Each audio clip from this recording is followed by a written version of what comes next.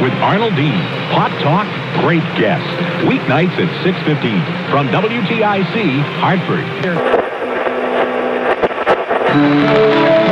BBC Radio, Canada's public broadcast. Try Carter's Little Liver Pill. Good advice. Good mornings only on KCMO Kansas City.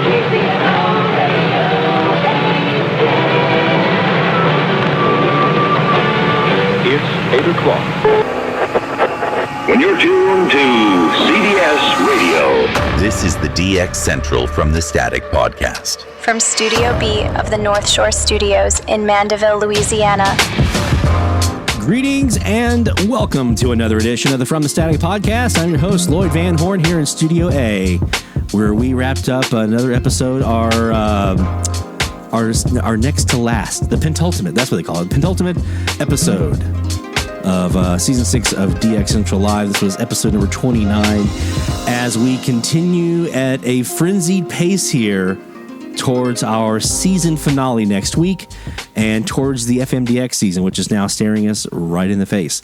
And so some more FMDX preparedness stuff to talk about in this episode. So how can you use other bands? We were going to do this last week, but we ran way out of time.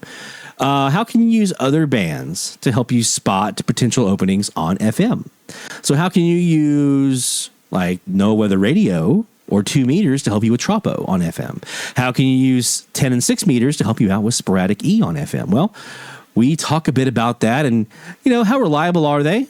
And, some things you want to kind of keep in mind. It's not a slam dunk. It's not necessarily like, a one-to-one relationship, but there are some things that you can glean from those other bands that can help you get ready or identify if an opening may be possible. Some last-minute preparations to wrap up. So you'll be ready come what may. Come what may, get it? May. Coming up next month. For this upcoming Sporadic E season. So just a couple more last-minute preparations you should be going through right now.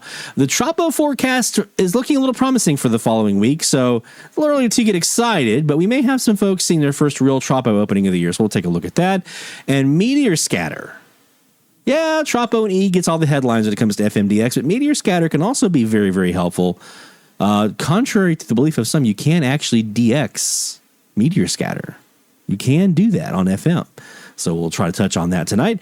And RDS, what is it? How can it help you with your DX? Why you might see some weird things sometimes with it. We'll talk about all things RDS. So bring us with you wherever you might be on this day. And otherwise, sit back, relax with a cold beverage and your favorite easy chair.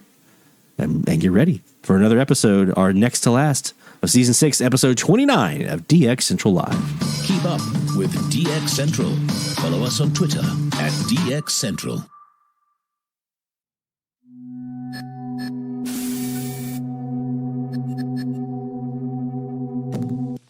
Gary, did you see this memo? The one from Lloyd about the renovations? Hold on, I'll read it to you. Attention North Shore Studios and DX Radio staff. Please be advised that starting May 2nd, we will begin our biannual technical optimization and deep cleaning initiative. Wait, May 2nd? Lloyd, that's next week. That is the literal dawn of the Sporadic E season. Are we seriously going to be... During this transition, all feed lines will be rerouted and the SDR rack will be emptied.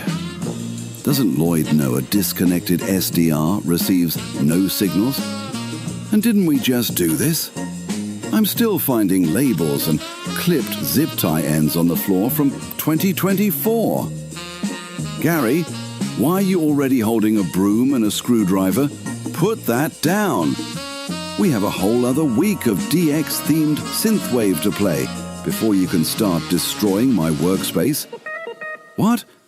No, you can't have my chair. Here at DX Radio, we're making room for a new season of chaos and copper wire from the sound of it. I'm being asked to move my own desk so we can wash the walls. My mother was right. I should have been a dentist. Do you think a dentist has to... What, Gary? Why are you looking at me like that? I already have hair on my chest, Gary. I hardly see how moving furniture and cleaning out filing cabinets is going to... DX Radio, now with 50% fewer, dust bunnies. Gary, if you don't put down my blender and back away slowly, I'm going to have Lloyd use your rear end as a dummy load on his 6-meter rig. That's what I use for Margarita Thursdays. Yes, I use it every day of the week. What is your point? And put that vacuum cleaner away. We don't even have carpet in here. Don't worry. Cheeto dust will come up just as easily with a broom and a dustpan.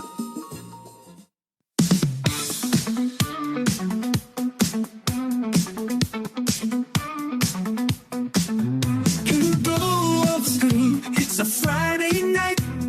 Lloyd in the North Shore, setting frequencies right. AM and FM, the airwaves collide. DX Central Live, where the signals can't hide. Tuning in the static, chasing down the sounds.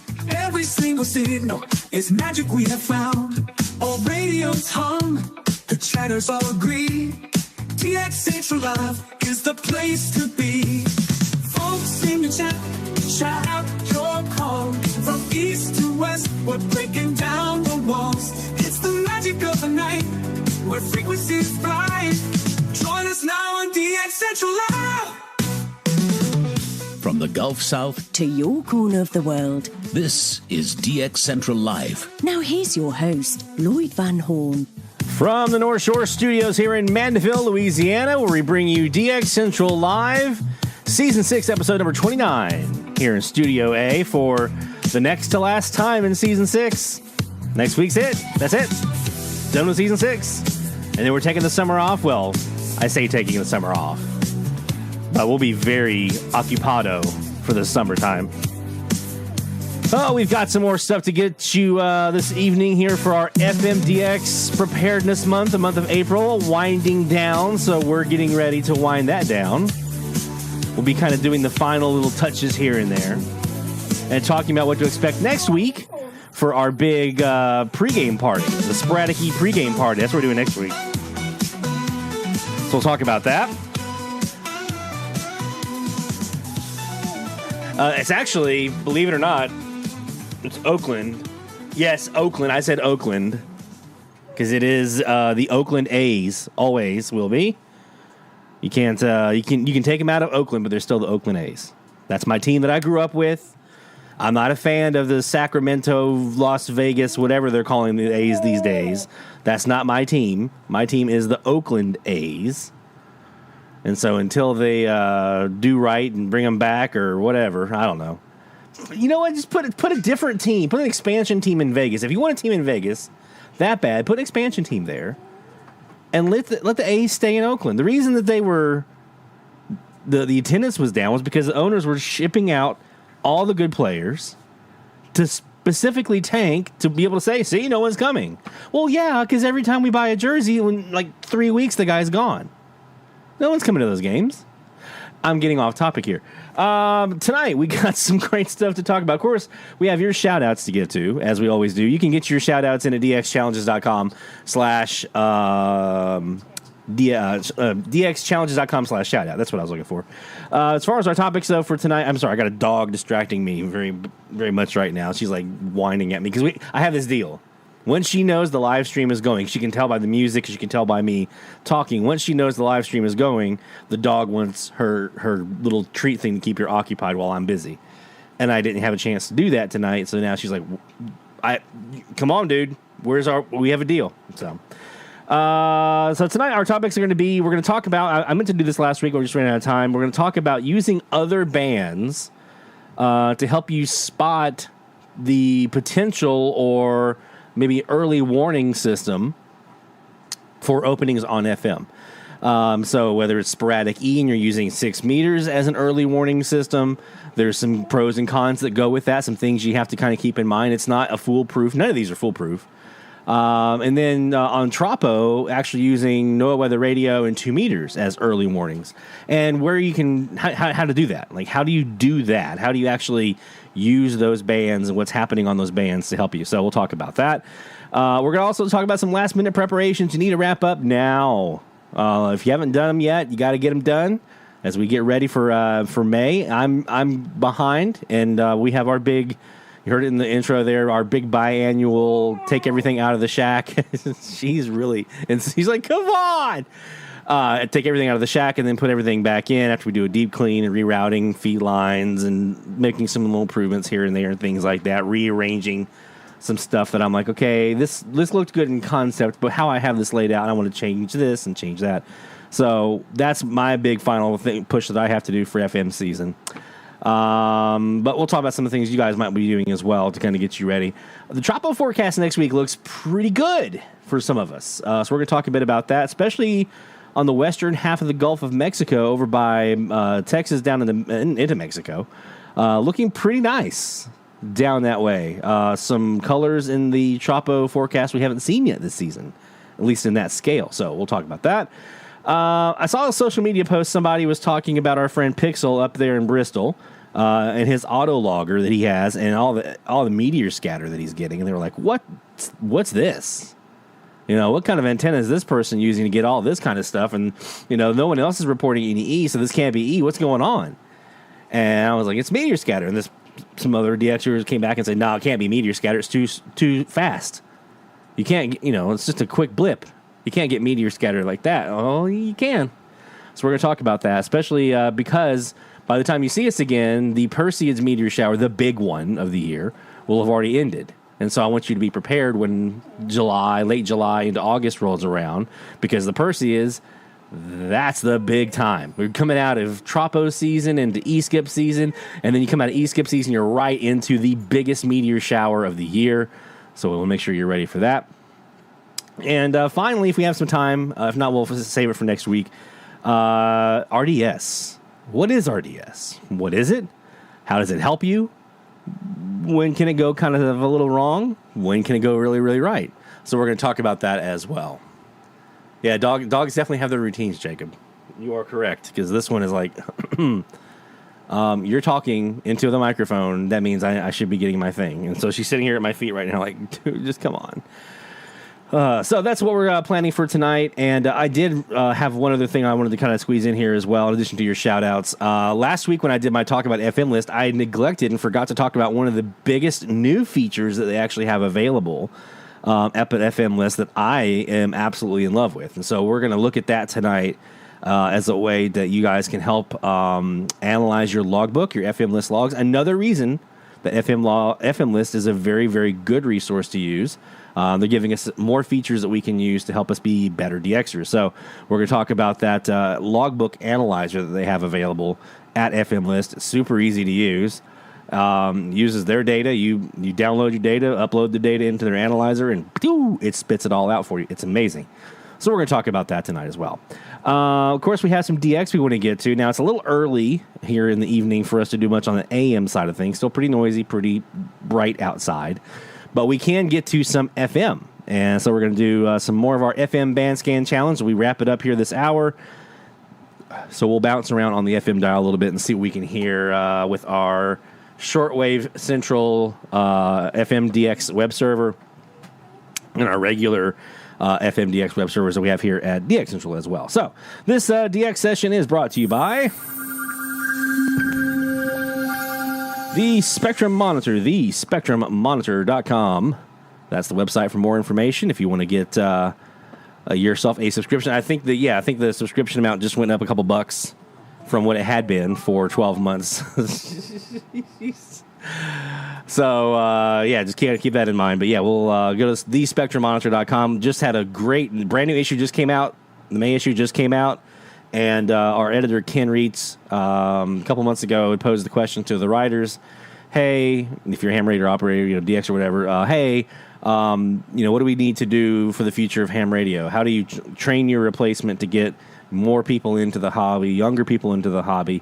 And so it's a fantastic article, lots of great insight from all the writers. I had my bit that I talked about. I talked about you guys our community, our live stream community, interacting with you guys. So we talk about that in there. So go to thespectrummonitor.com and pick it up. It's super, super cost effective for a whole year. It's like $26, and you get not just a couple articles here. It's like all the it is the entire spectrum. Like we cover the entire spectrum in the Spectrum Monitor. So, all right, let's look at a little DX. I'm going to get this going here, and David says he just subscribed. Awesome, man. Awesome. Let's do some checking here on the band. I'm going to start us off here really quick, and then I'm going to go get this Dogger thing, and then I'll come back and we'll start bouncing around a little bit here on the band. But we're going to start us off. Let me go up somewhere here where I know I'm not going to get in trouble from a RDS standpoint. I know, dog. I know. 105.3 www. Jeez. Oh, let's put that. Why it's there we go. There you go. All right, be right back. They got 8 New Orleans hospitals keeping you well.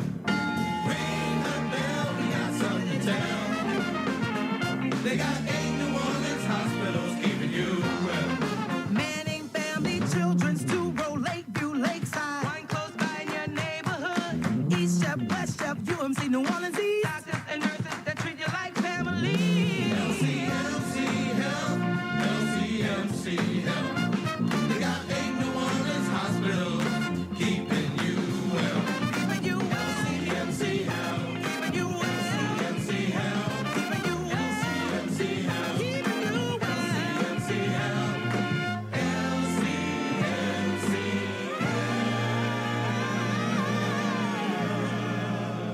It's my favorite season of the year, crawfish season. The Rouse's Market Bowling Crew is bowling Louisiana crawfish All right, we're back. daily, 11 to 7. Let's do some scanning here around the FM band. I'm going to pull up my... down the Bayou seafood mix, seasoned with just the right do amount this. of lemon, onion, garlic, and heat.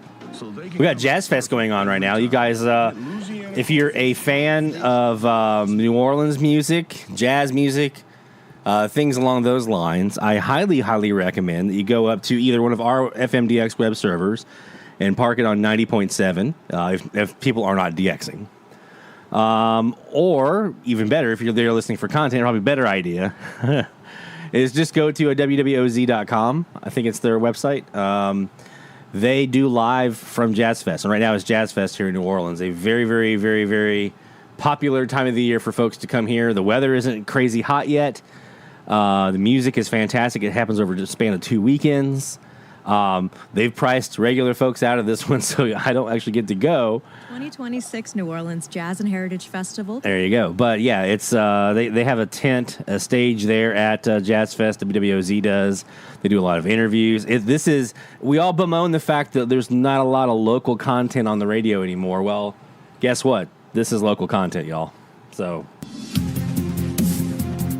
DX Central Live Top of the Hour Alert.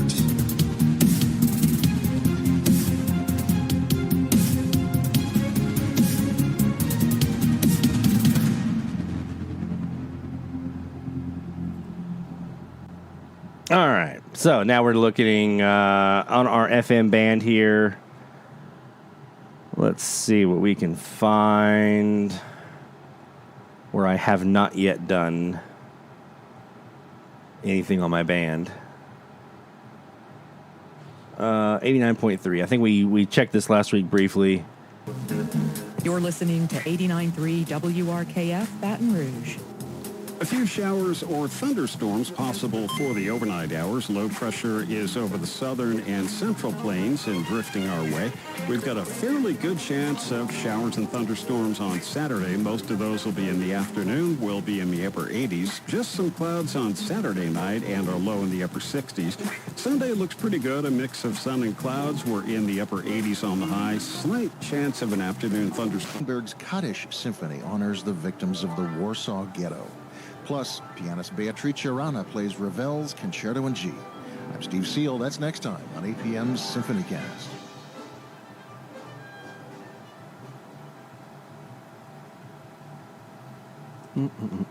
The Bridge.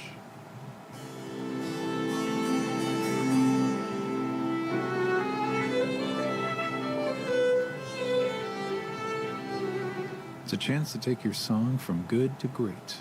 The human ear likes repetition, but only so much that it needs a break.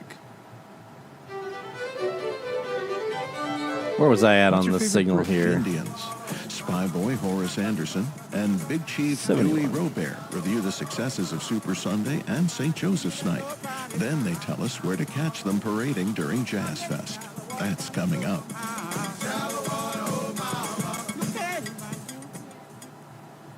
Live from NPR News in Washington, I'm Janine Herbst. And then 89.5 is our local here in Covington. It's coming up. Joe, if you're watching, this is up your neck of the woods. And what kind of bugs me about it, so from a human being standpoint, I applaud it because they put this classical radio station up at a retirement home here in the Covington area, and so that the residents would have some good music to listen to or whatever. So as a human being, I applaud. I think it's fantastic. As a DXer, though, I have to say, not happy because I lost my most productive frequency when they did this, and the fact that we already have this same exact station on 104.9. It's exactly the same thing on 104.9, and yes, we can hear 104.9 here on the North Shore. So I don't know, but I'm not gonna whine about it too much because it is helpful for folks to have the good music. So there you go. 89.7. Nothing. Now, is this an open frequency? I know it's not because NATO clarified there is no way a member country can be suspended or kicked out of the alliance. For NPR News, I'm Terry Schultz in Brussels. The Pentagon says the Defense because Department it's will the see to it that HD Trump has sideband here on 89.7 is HD sideband of my local WWNO here in New Orleans, which is that WWNO that we just that we're on here. One of their HD sidebands is that. That is a WWNO HD sideband right there. So all of it's kind of linked together there, I guess. Let me go back to 89.9. 89.9. There we go. Negative 45 dBm. That's a pretty strong signal. That's a difficult one to get rid of or null out with any kind of turning of the rotor or of diversity or phasing or co-channel canceller. It's a tough one to get rid of, and I don't think I have anything on this frequency other than this station. No openings have come in, Tropo or otherwise, to overtake it, so that's a tough one. And then the same thing here on 90.1. Now, I do have some stuff on this frequency, but it takes a little bit of something to get rid of the HD here on 89 or 89.7 and 90.1. Then we go to 90.3. Now we have Mississippi coming in. And I'm going to go ahead here and just put in Mississippi into my filters. And this is to be MAH. I'm just logging my stuff here for the band scan, which we're going to look at that here in a few moments. We did have a question from our friend Stephanie, who'll be watching on the replay, about exporting out our band scan so that we have this kind of system of record of what we have received during our band scan and being able to have that to use throughout the season. So absolutely, yes, you can. And I'm going to show you guys how to do that here in just a bit. I just want to make sure I can accumulate some stations into the logbook here that we can have to export out. 90.5 is HD sideband from WWNO.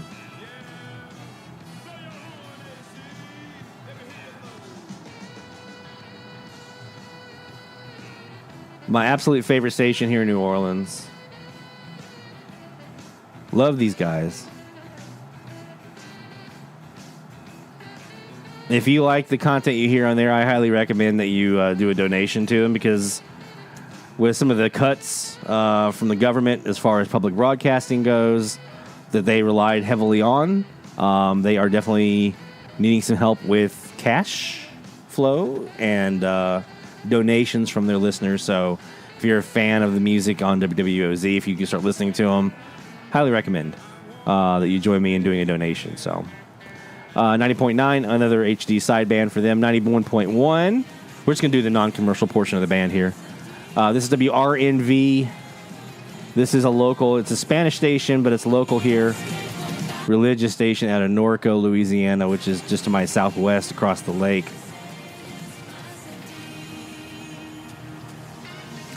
I'm going to make sure I can get this whole non-commercial portion of the band done. And then we'll continue on from there later on. 91.3, this is another local-ish station here.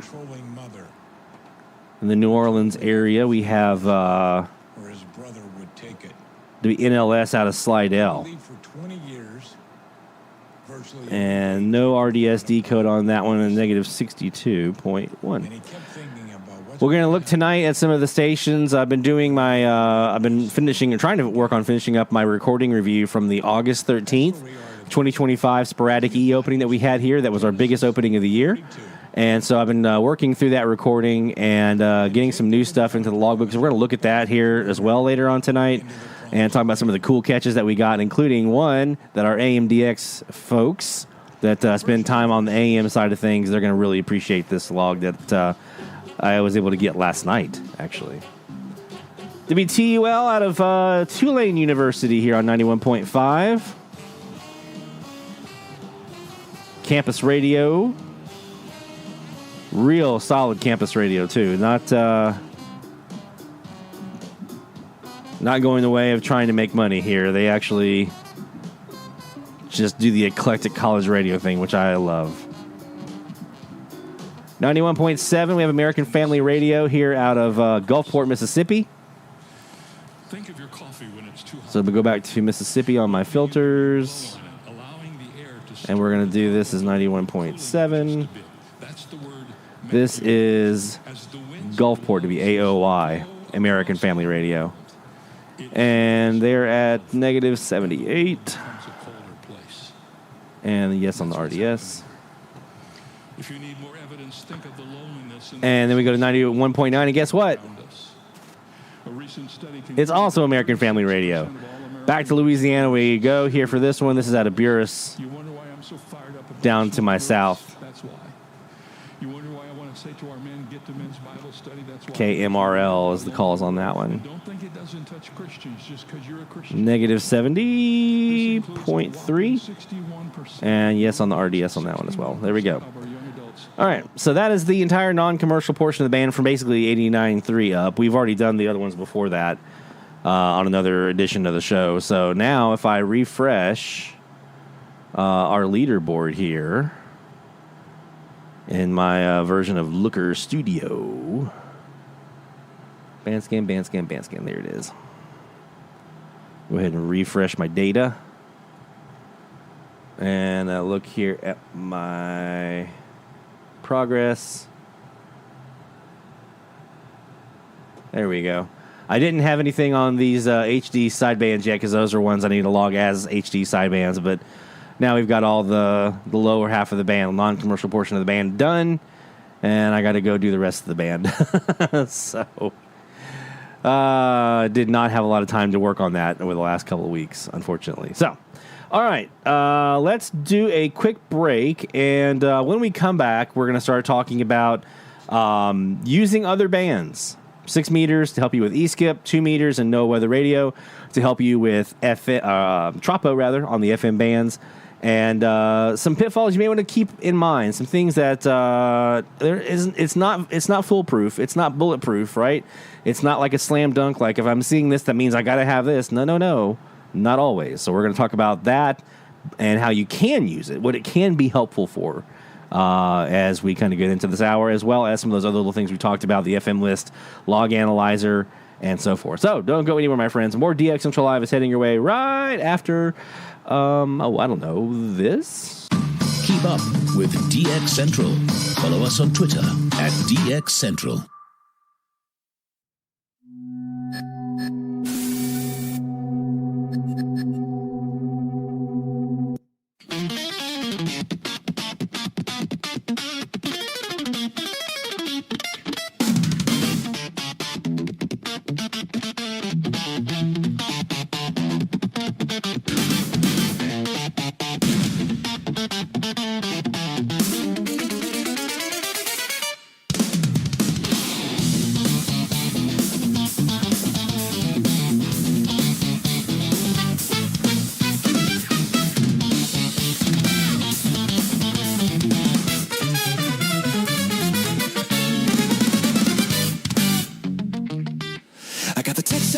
6:15. The MUF is climbing on the screen. From 88 to Hendo 8, the irons just refuse to wait. I'm stuck behind a minivan. Does she not know the state of the band? Move it later, the skip is in. I'm losing signals to the solo wind. The red line, racing the fade. The best opening that the cycle ever made. I need 5 more minutes to get to the door before the signal drops back to the floor. Don't you fade on me. Don't you fade on me now. Red light. Green light. I'm doing 90 in a 30 zone. Wishing I was behind the dial at home. The Florida panhandle is booming and loud. Reflecting off and not a nice cloud. My hard drive is empty. My recorder is off. I'm gonna lose the ID from the station in the trunk. Keys in the hand. Sweat on the brow. The laws of physics are against me now. Red line. Racing the fade. The best opening that the cycle ever made. I need 5 more minutes to get to the door before the signal drops back to the floor. Don't you fade on me. Don't you From the DX Central North Shore Studios, this is DXC Live. Now here's your host, Lloyd Van Horn. It's DX Central Live from the North Shore Studios here in Mandeville, Louisiana. I just realized my lights are still on. There we go. That one. I never did turn off the red. Now we're back to blue. Man, I love this song. We are bringing you, we have live DX. We talk about DX tips and tricks. We do challenges, all kinds of fun stuff here on DX Central Live. So we're glad that you're here with us. We only have one more week left in this season, season 6. And then starting next week, after next week is complete, we'll be on a hiatus until the fall. And then we'll resume for season 7. And I have no idea, no idea how to take what we've been doing and elevate it from here. So that'll be the next thing, right? Is figuring out what to do for season 7. We try to incrementally every season. I try to bring it up another layer, another step of the ladder. And I have no idea for season 7 what to do. So we'll figure it out. Let's do some shout outs. shout out loud? Hear the call for every signal, big or small, from AM to FM from C to C. We celebrate the ones who slag the IT. Shout out loud, let it be known, you're never DXing all alone. Through the static we found our way. Shout outs making waves today.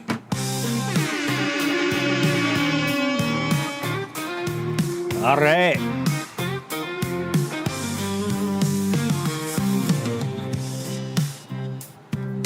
We've got a handful of shout-outs in already. You can get yours in, dxchallenges.com/shoutout. Send yours in. A lot of our talk, obviously, is around...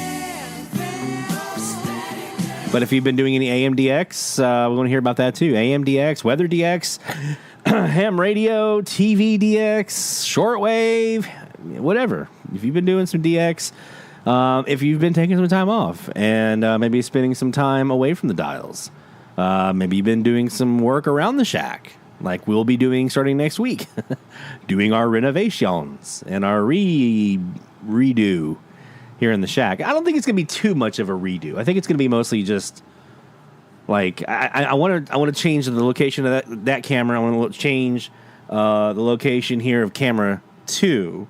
And I want to figure out a way to make that more backed up so you see a bigger section of the room. I want to move this microphone. I've already got the microphone stand. I want to put it like over here so it's like more like right here looking up at me, right? And I want to do something with the lights. The lights I don't like with where the lights are at. So we got some work to do to make this more productive. I did this version of the shack more. I focused first on DX with the YouTube stuff kind of thrown in. This one I think I might try to focus on the YouTube studio first and then put the DX kind of around it. I don't know. We'll figure it out. All right, let's start with our shout-outs. First, we have our friend Dave in Montana. Dave checking in here. There's one of the reasons we're replacing this microphone stand.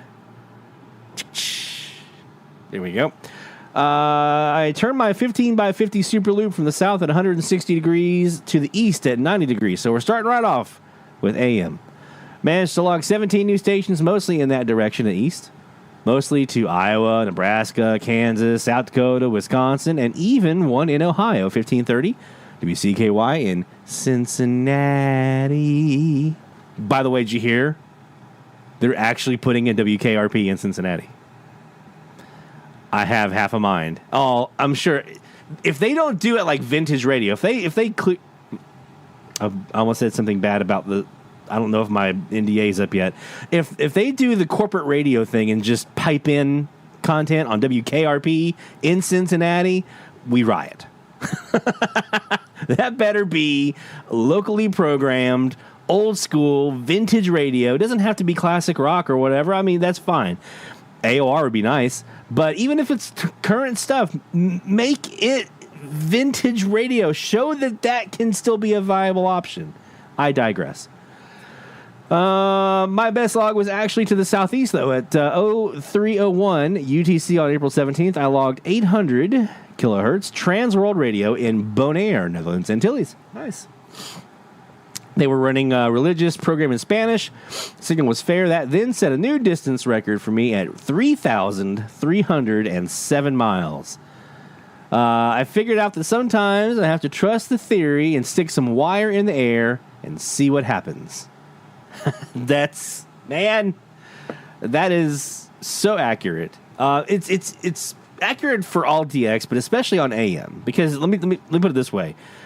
You'll hear a lot of ham radio operators, myself included, that we talk about making sure we have an antenna that's resonant for the band, right? You're talking about a quarter wave dipole or a quarter wave vertical or a full wavelength or a half wave or a 5/8 or whatever it might need to be. I promise you, unless you have the room to put up a beverage, you're not getting anywhere near a wavelength or a quarter wavelength or half wavelength on AM. Not that's going to cover the entire band from top to bottom, okay? Maybe the top half, you might get close, but the bottom half, you need some real estate to even have a quarter of a wave on AM. So with our DX adventures that we do on the AM band, it really is just put the wire up and see what happens, and then adjust from there. And there are certain designs that do work really well. These terminated loops work really, really well. Super loops, flags, CASs, DCASs, they work really, really well. The low noise verticals work really, really well. You need some extra stuff to go with those. Like if it's a terminated loop, you need a terminating resistor. If it's, with all of these, you probably need some sort of transformer to match the impedance of the antenna to the feed line. So you'll have to have some of that kind of going in. So you need to, have some design knowledge in there about that, which we try to help share that here at DX Central Live and DX Central. That's one of the reasons that we do what we do. But at the end of the day, if it's not, I would like to get up to like 80 feet. Well, you know what? 80 feet would be great if we had the room, but we don't have the room. And so like my West CAS that I have up right now, I'd love to have a 70-foot, 25 by 72-foot CAS in the western direction to match what I have on my the shortwave central one that we have over here pointing down to the south. I'd love to match that, but we don't have that much real. I'm 20 feet short, so I have a 25 by 50. And that's what we have. And we'll work with that and do the best we can. Maybe it'll produce some good results. Maybe it won't. But we're going to keep trying. So I applaud you, Dave, for doing that. For, let's just put the wire up in the air and see how it does.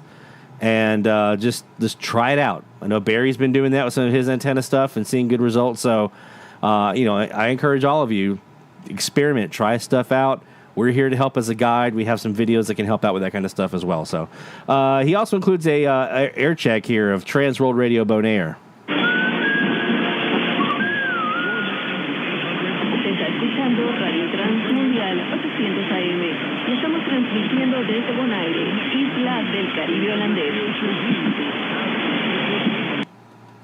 All right, there you go. One of the best times, if you're looking for Bonaire, they're on 800. One of the absolute best times to do that is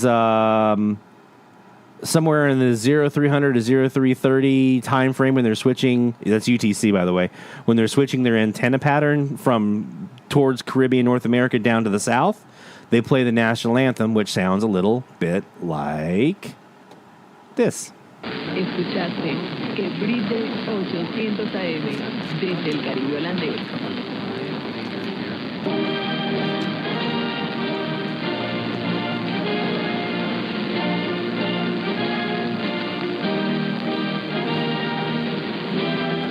So you can hear. I mean, that's my that's 800 kilohertz here in New Orleans area with a local on that frequency, and that's how loud they are.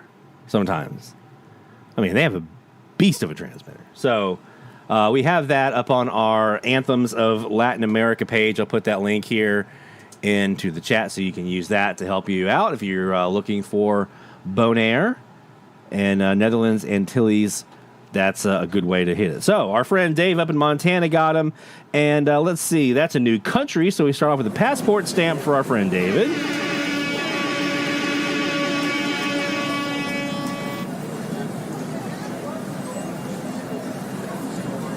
There we go. There we go. And, of course, we need to, let's see, he got the goal. Actually, that wasn't, was it a goal? Calling a goal, we're going to call it this. We're going to call it a milestone. He broke his, 3,000 miles.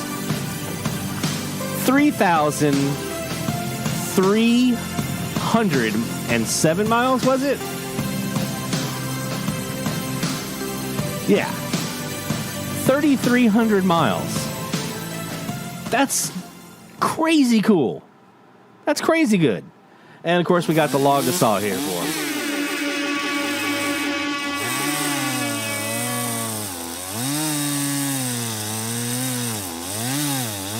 I know he's usually parked on the couch watching from the couch. Hey, Dave.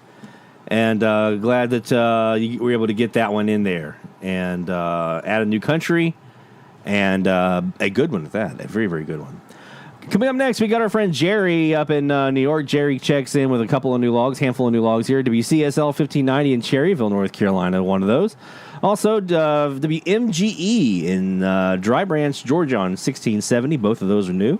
And WFEA 1370 in Manchester, New Hampshire, also new for our friend Jerry up in New York. So new logs for Jerry. Well done, my friend.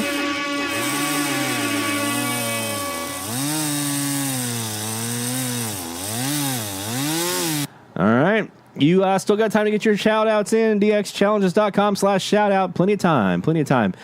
For next week, for those of you watching live or on the replay, Stephanie Stewart, I know you guys watching on the replay.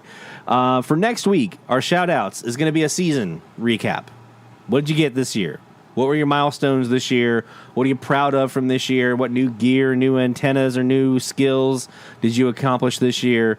Let's look back on this season. So basically from when we started in the fall, we'll call it the fall, after FM season was wrapped up, from there till May. You know, AM, FM, shortwave, NOAA weather radio, NDBs, TV DX, ham radio, the full gamut from the whole season here, from season 6 of DX Central Live.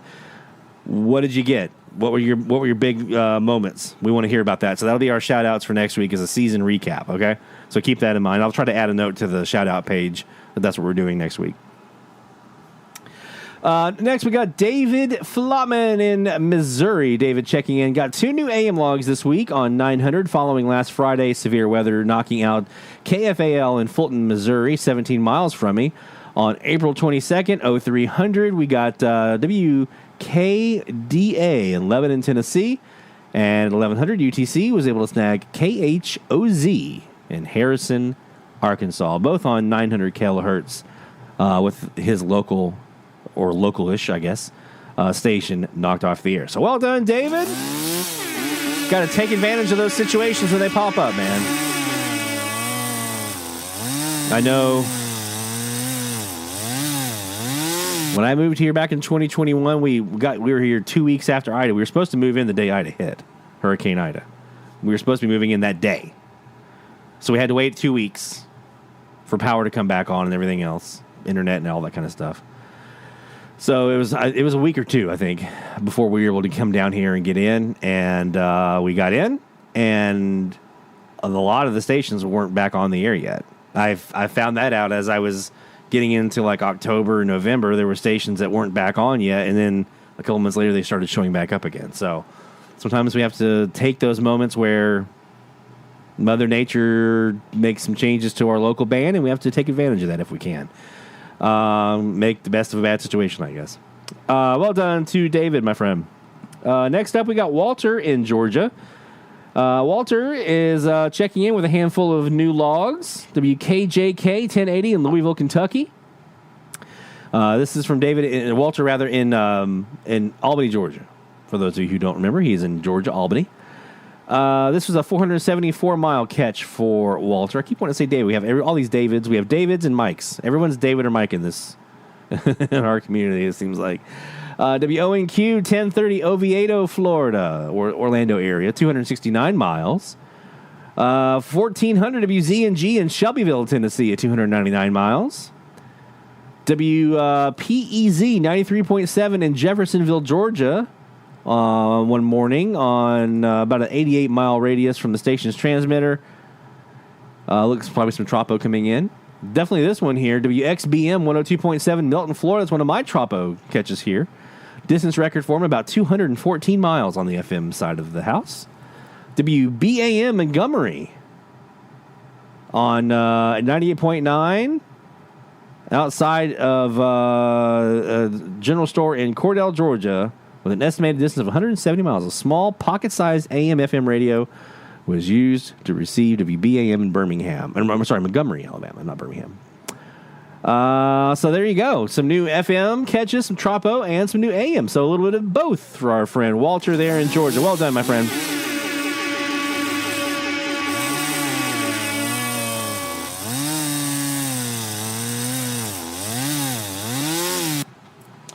I was looking for something there. All right.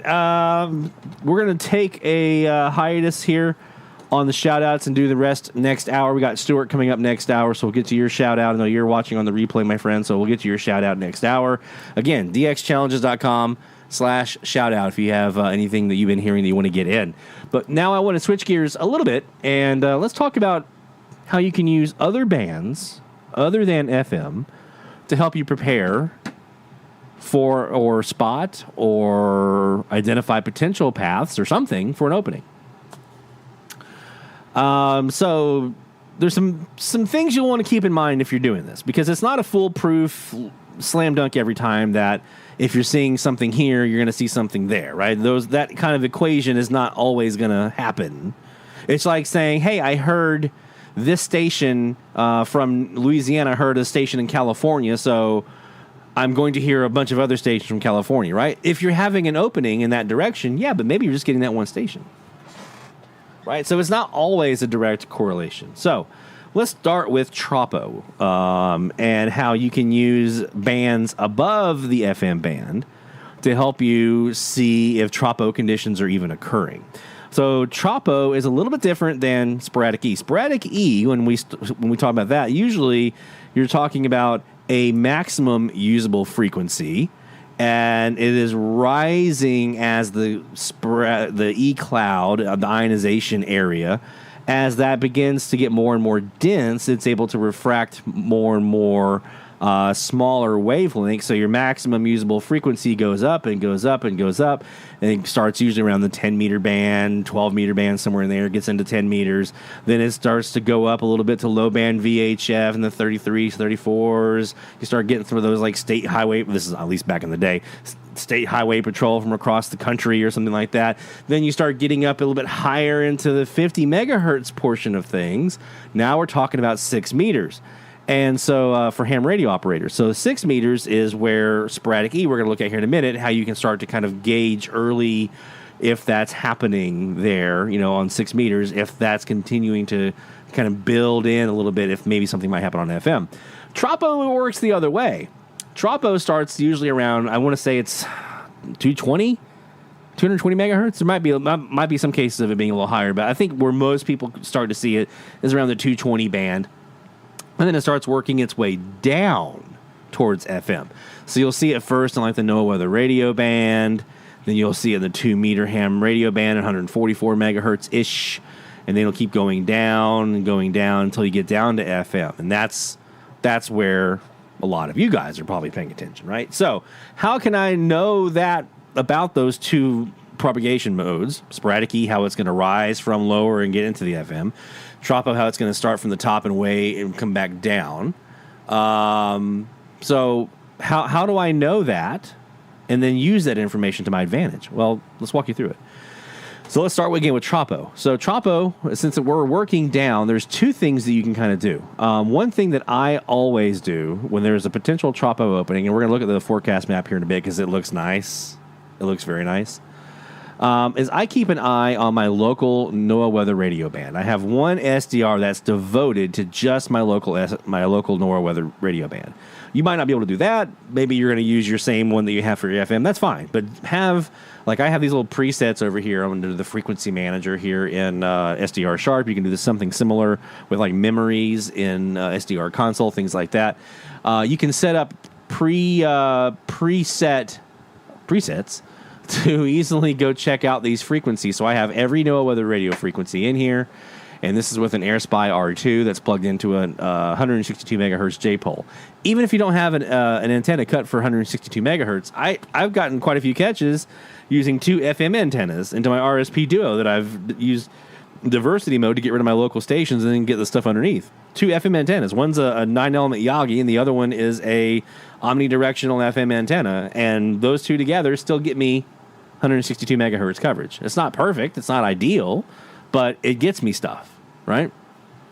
So using NOAA weather radio as a early warning. So if you're seeing Tropo conditions here, which right now we're not, this is all my local band. This is New Orleans right here on the 500, or 550 rather. The 500 is Bogalusa. There's a 475, which is, I think, Morgan City. We've got 400 and 425. These are much, much weaker. They're nearby, but they are pretty common. If I start seeing something on these two frequencies, though, if I see something on the 450 and the 500, now I'm paying attention because that's something I don't normally see. I'm probably going to notice these other traces here that are right now a little bit weaker. They're going to be stronger, and I'm going to see something on this one and this one. So just like with everything else, you have to know your band.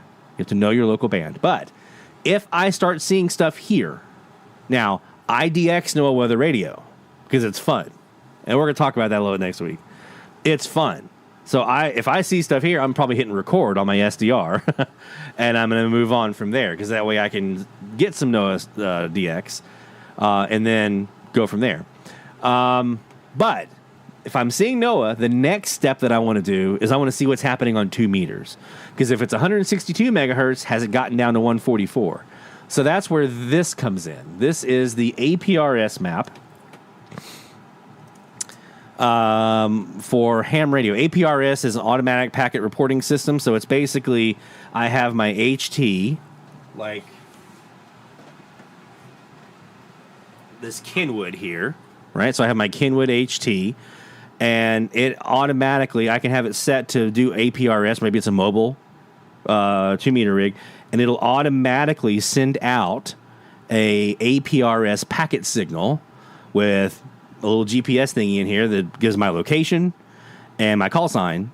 And then that transmits out on 2 meters on a specific frequency. Anyone who can hear my signal, it automatically goes to this map up here, this APRS reporting map. So what you're looking at with these little blobs here is I'm saying, okay, this is WA5SON, okay? This is a ham here. This red area is supposedly showing you anywhere I'll put it this way, anywhere you see a line there coming off of that WA5SON, any of those lines, that's a path to another ham radio operator that is receiving and seeing that WA5SON. All right? So that's what we're saying here. When I look at this, if I click on this blob, there's a ham radio operator down here in Mexico. XE2G is seeing that WA5SON. So that is something that now tells me how propagation is looking. Then you'll also see over here, there's a DX or ham over here in Lake Charles that's hearing WA5SON. So when you see these, that's what these blobs are telling you is if you click on it, you'll see the path. Now the blob extends out past it, so the people who have the website have a algorithm or whatever they might have in place that basically says, okay, if this is the path that's being seen, then let's see what the potential could be for anyone in the area that might be hearing them, right? So we don't have necessarily anyone over here that's heard them right here along the border, but because we have this station down here in Mexico that's heard them, it's potential that you could be down here on the border hearing WA5SON. Does that make sense? So same thing with some of these you'll see here, like these. Here's one. This is this Florida station. They're not always going to look like a ham radio call sign. They might have something a little different. You can actually click on the call sign, and you can actually see the different stations that are seeing them, how long ago that was, and so forth. And so these are all ones that are within about 180, 185, 86 miles from that particular location versus this guy here. If I click on his... That's to be let me do the 2. That's the one that was being seen. There we go. So these are all the ones that are hearing that WA5SON-2, 764 miles down to Mexico. These other ones that are in here about 200 miles or so. There's a 300 mile or so. That tells you the conditions of the 2-meter band in that specific location, okay? Or those specific locations where they're hearing him and where he's being heard. So how do I use this for FM? Well, this gives me an idea of if I'm getting Tropo on FM, what kind of path can I be expecting to see? Just because I'm seeing it on 2 meters or no weather radio does not mean I'm going to see it down on FM, right? Because again, it may get down to 144 and kind of just bottom out, and that duct isn't strong enough to be able to refract those lower frequencies, okay? Those lower, longer wavelengths. It might not be able to capture those. So if I saw something extending over here into the New Orleans area from this WA5SON over here, and I'm seeing there's some Tropo now extending this red area over into my area, now I'm looking west. I'm moving my antenna to the west, and I'm just checking my FM band to see if anything might be coming in from that direction. I'm also looking at my auto loggers. I'm checking to see. That is the number one thing. You can use these as a tool to give you an idea of direction or potential paths or potential strings. But until you turn the radio on and go check, you're not going to know for sure, right? Or if you go look at your auto logger. But even then, sometimes you might have an opening that the auto logger is not seeing anything. I've had so many openings. Well, my auto logger hasn't seen anything yet, but I do, right? I'm seeing maybe not strong enough for RDS, or maybe it's in and out a little bit.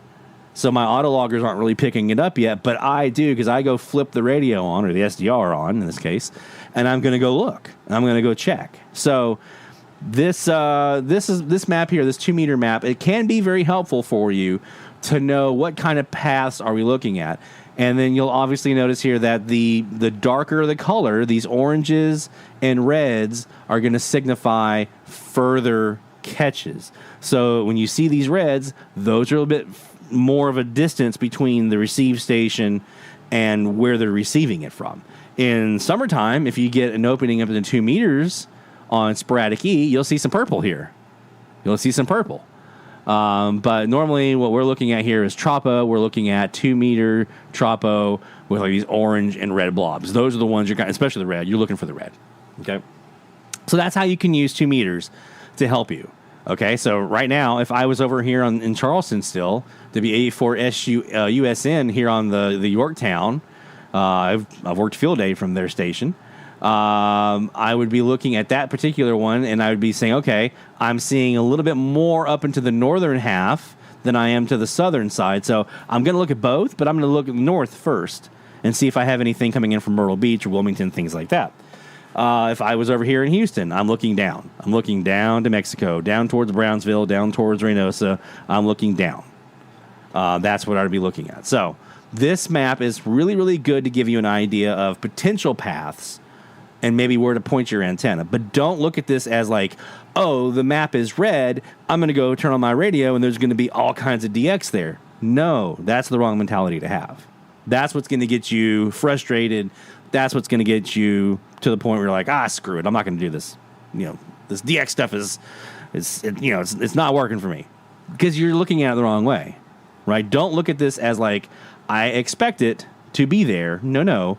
This is, if I was getting anything, this is kind of where I would be seeing it from, and then go check and see if you are. And if you're not, keep checking later on, because that might be building in and getting stronger over the course of the evening or the morning or whatever.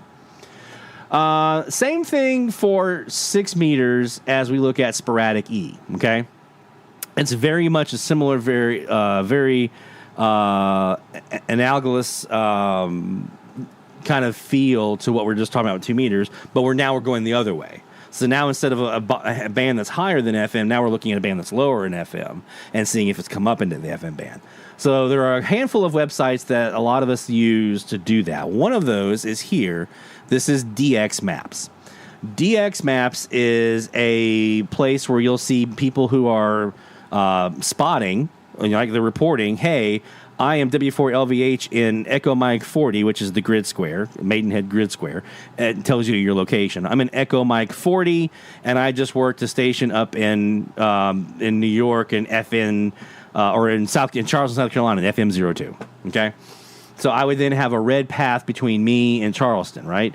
And so as you're sitting here and you're looking at this map, you'll start to see a lot of things crisscrossing. You'll see a lot of these paths start to crisscross. And where these paths kind of come together, that is your best likelihood of where the cloud is. And then if you're seeing anything off of that cloud, that central location that's down into your neck of the woods, that's an indicator that you might want to start paying attention. It's not a slam dunk. Again, it's not a, hey, I'm seeing 6 meters from Pennsylvania down into Louisiana, so I should be able to go flip on my radio and hear some Pennsylvania. No, don't expect that. That's going to get you frustrated.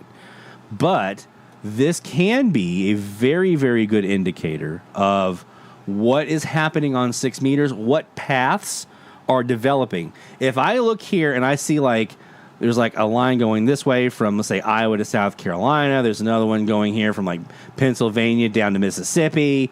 Maybe I've got a couple more Iowas down into Georgia or whatever. But it's kind of just a couple of lines here. That tells me there's not a lot of action off of that. Because trust me, when 6 meters is popping, when there's an opening, they're going to find it. If there's an opening, people are going to work it.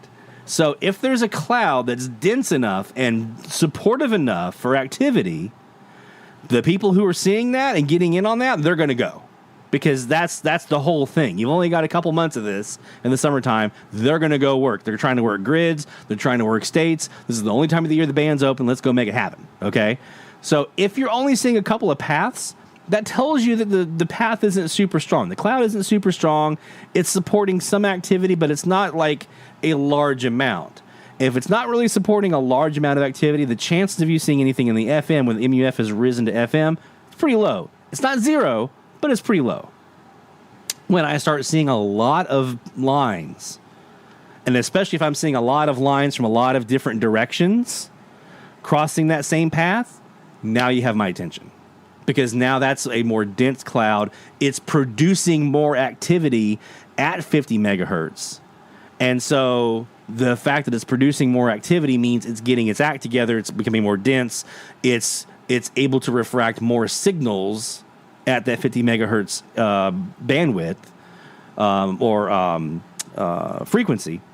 It's refracting those signals, and now it could be more likely to start bumping that MUF up.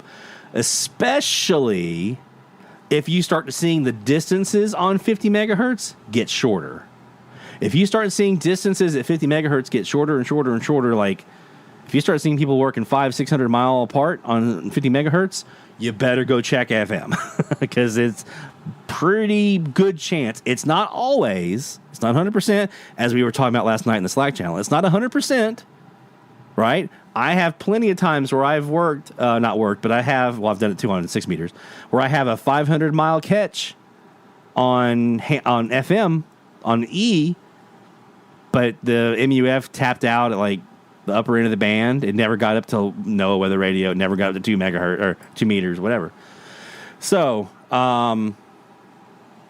so keep an eye on this one. Another one that can be good for this, and this one I used a lot last year, is this one here for 6 meters. This is PSK Reporter.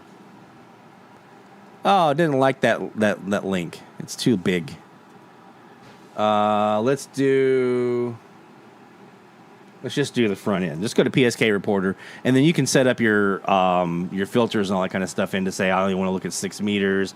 I only want to look at the last 30 minutes or whatever it might be. So you'll see these paths right here. This is trans-equatorial is what this is. This time of the year, you're going to see a lot of these 6 meter paths that are trans-equatorial. It's people up in North America working down to South America. Argentina, Chile, Uruguay, Paraguay, all the stuff that I chase on AM.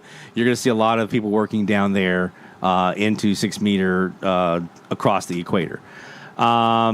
If these were paths that were, intercontinental, like in the same continent, and they were all domestic, now you've got my attention, right? So if these paths were kind of crossing and they're working each other, now you've got my attention.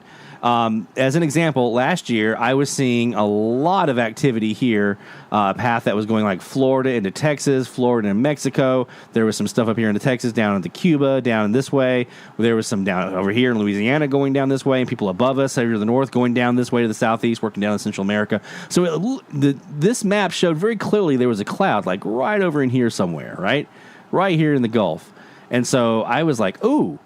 And it was really starting to kind of get going. Like there was a lot of lines. So I said, let me go check that out. So I went up and fired up my 6 meter rig, my ham radio rig, and I was doing FT8, and I was seeing Cuba, I was seeing Jamaica, I was seeing all these paths down here. So then I went to an FDMX web server up in Miami, and they were sure enough seeing over into Mexico, over this way, across the Gulf in Miami. And I said, well, if they are seeing that, then let me go check. So 88.1, fired it up, heard Jamaica. Instantly, right away, was Jamaica. And that was May 31st. And got, I think, 37 logs that day, 27 out of Jamaica. And it wasn't a super long opening, but it was there. And I was able to spot that because I was looking at the paths and saying, okay, what directions are going? So I had time to go out and turn my antenna to the southeast or to the southeast. I had time to get everything up and ready and knowing what to start checking. So that's the key. You'll hear some people who will say, don't look at 6 meters. It doesn't tell you anything because it's not going to equate to FM. No, it's not. But it can start giving you intel that you can use towards helping you be ready if that opening does occur. Like I said, if that path is getting its act together and you're seeing a lot of lines develop along that same kind of crisscross, especially if they're in a lot of different directions, I'm seeing a lot of lines on those paths. It's really getting dense. And if I'm noticing anything when I'm looking at like the mileage here, if I'm seeing down on the list, which I think they do have a list option here that I can do as well, if I'm right, on the PSK Reporter. Then if I'm looking at that, I'm looking at the mileage, I'm like, okay, that's getting pretty short. Go check your FM band. Go start looking at your auto logger maps and just see.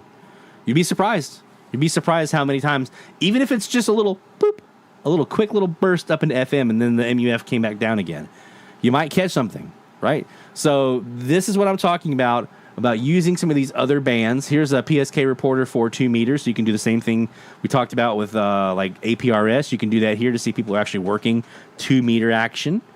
So some really, really good opportunities for you to use these other bands above and below FM, depending on the propagation you're looking at, to know if action is starting to kind of heat up a bit. And so I do this all the time. And you just have to make sure you set your expectation and don't assume, well, I'm going to hear something on FM because 6 meters is going. That's not the right mentality to have. You're going to be disappointed, I promise you. More often than not, you're going to be like, well, dang. No, I'm not seeing anything. Even if, because we talked about this before, right? Even if people are seeing FM on that same path, And let's say they're seeing stuff from your local area. That doesn't mean you're going to hear anything. We talked about that, right? It just, you're not going to know until you go check. A lot of times, I feel like a lot of us, we get into this habit of like wanting to like decode things without actually just flipping on the radio. Go just flip on the radio. This will tell you, right, like what's happening around the FM band. And then you have like FM List and some of those others where you can actually like W-Logger, where you can actually see if people are hearing stuff on FM. That's always a great thing. Or the Rabbit Ears Auto Logger map. That's always a really good thing because that's FM, right? But it still doesn't mean you're going to get anything. And you're not going to know until you flip it on. So you go look at your radio and just go try. Just go scan through your open frequencies, which is why you have to know those. Go check out your open frequencies, see if anything's coming in. And don't just look at the low ones. I check all of my open frequencies, even the high ones, just in case. Because I was saying last night in Slack, I've had plenty of openings where I have a station on 95.1 and that's it. Or 96 point whatever, and that's it. Nothing else coming in. It's not always going to just produce for you on 88.1 because there may be nothing there from that location that's coming in. They may not have anything down low for you. So maybe 95.1 is the only thing coming in because that's all there is that you could receive. You never know. These can get hyper local sometimes. All right. It's time for the hour. Let's do some more DX. DX Central Live Top of the Hour Alert.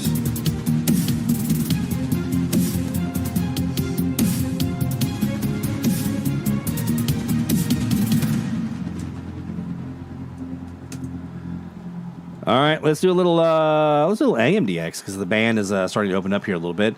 Our friend Rick said it spot on, absolutely spot on. Sometimes being a DXer is like being a detective, and my thing with that is, I'm not going to limit myself in what tools I put at my disposal that can help me spot an opening. I'm not going to say, well, that's the one I'm going to use and everything else. No. I want all of it. If I'm going to get that opening, if I want to know that opening's happening, I want every single tool at my disposal that I can use to get that stuff in the log because Sporadic E is only around for a short amount of time. And then it's gone for the rest of the year. I need to maximize my opportunity to get that DX in the logbook. Okay? That's my whole thing. Let's take this to our... we'll do it this way. Off the Air Spy, because this is the same antenna. This is the 25 by 72 foot CAS at 10 feet off the ground, bearing 150 degrees. Let's see what's coming in. Let's just do a tour of the beacon frequencies down low. Starting with my one of my favorites, Guatemala 1570. Radio Vea.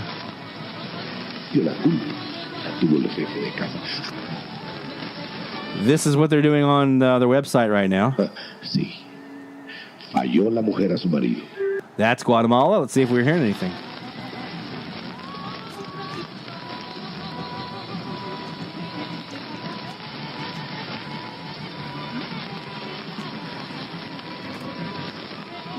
Or it was Chuck, my bad. I thought I saw Rick's name. It was Chuck. My bad, Chuck. Credit where it is due. That's an absolutely perfect analogy. Being a DXer is being a detective a lot of times. Let's go to 1510. Let's see if Radio Monumental is coming in by getting rid of WLAC. Oh, speaking of, look what came in today. My AirSpy R2. This is my portable DX SDR for FM right here. And for NOAA. This is it. Came in.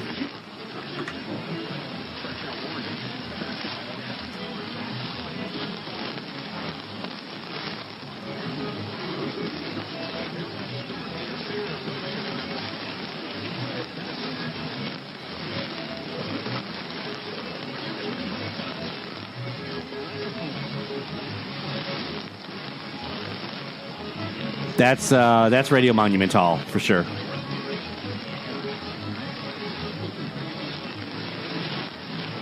For sure, that's who that is.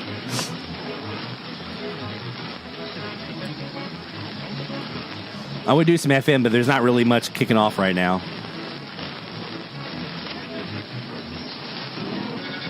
Let's go down. Let's go down lower now.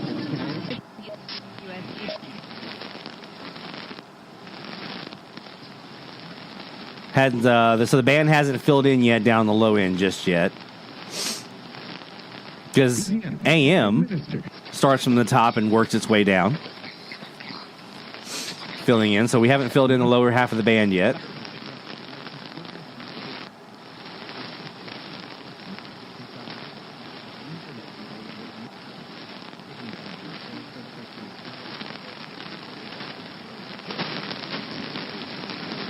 It's still working.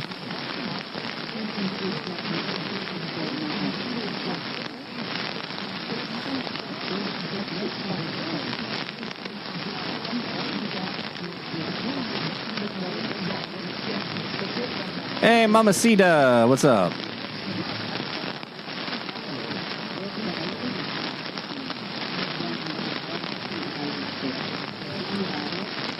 Frying bacon is very accurate.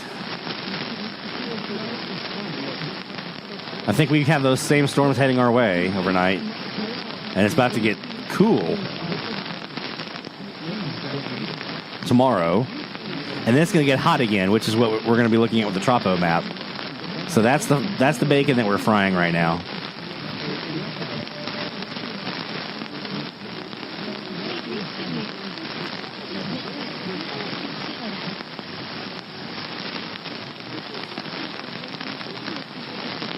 So when people talk about AMDX and how like the summertime kind of is like no good for AMDX, that's kind of what they're talking about, right? They're talking about how we've got a lot more of that going on, the static, the noise, just the stuff that you have to deal with, the lightning crashes and so forth. That's what a lot of times we're talking about with that, and I get that.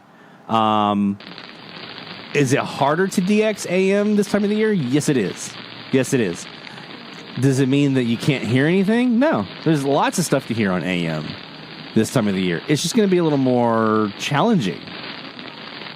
And if there's one thing I know about this community, it's that not one of you has ever backed down from a DX challenge, right? Right? We're on our low noise vertical now. Even the vertical is getting some of that lightning. Let's go back up top,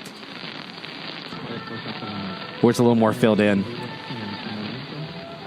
Well, let's check out while we're here.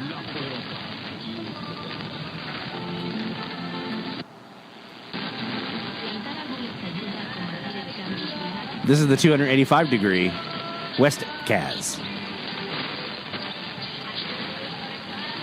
Not as bad when lightning crashes on there, is it? We're pointing. We have the lightning is in our null, the broadside null. Attenuates it. It's still there, but it's attenuated.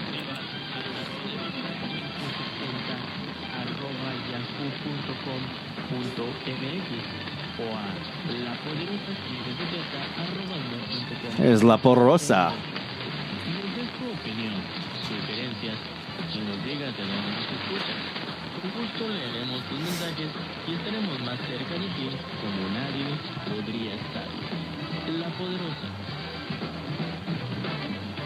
Yeah, that's a good point. That's a very good point.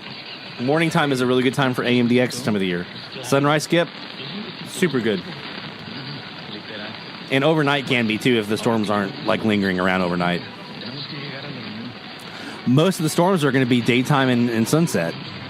Well, daytime not such a big deal. Sunset, okay, that sucks. Early evening, but if you set an overnight recording, the storms will probably be died down quite a bit.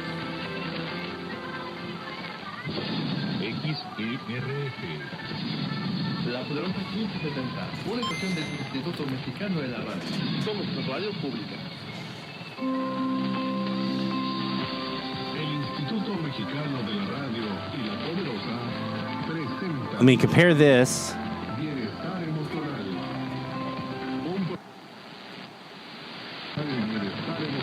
There's the low noise vertical, omnidirectional.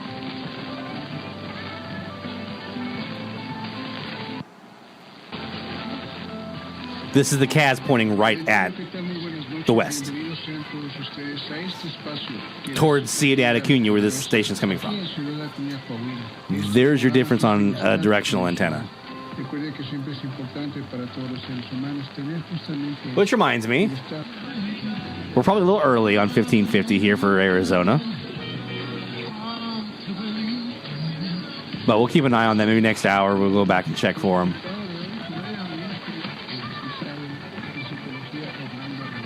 I wonder who that is.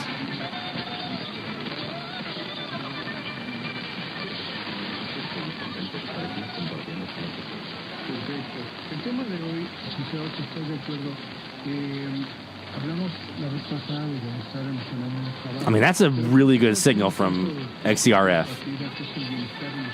Biggest signal I have on them is on this west antenna, as it should be.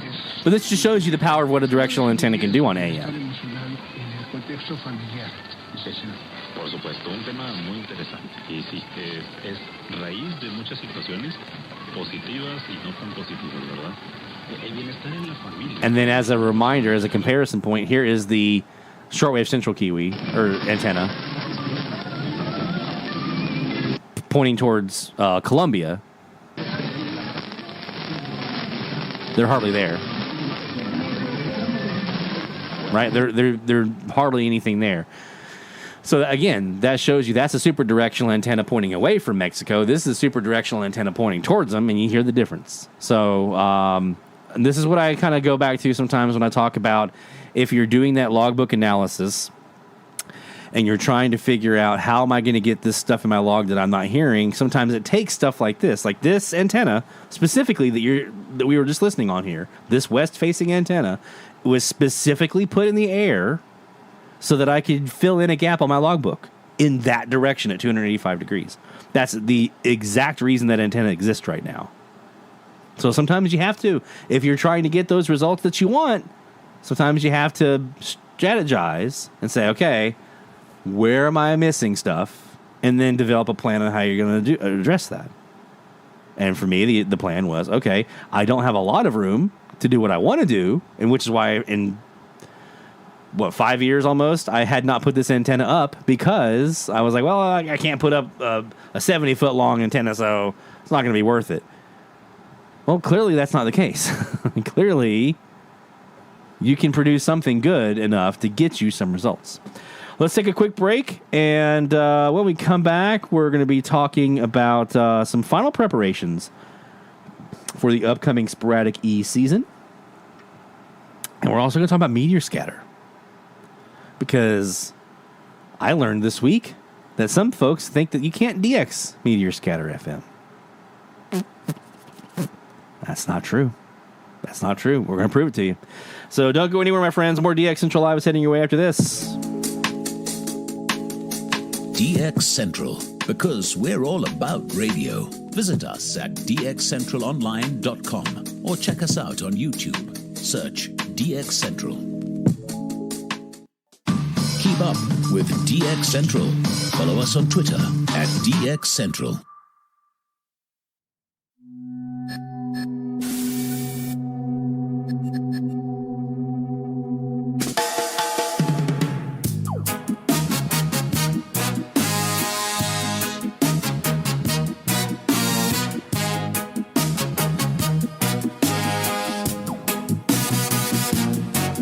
This band is coming like a ghost town. All the sunspots have fallen down. I spin the dial from the left to the right. No propagation anywhere inside.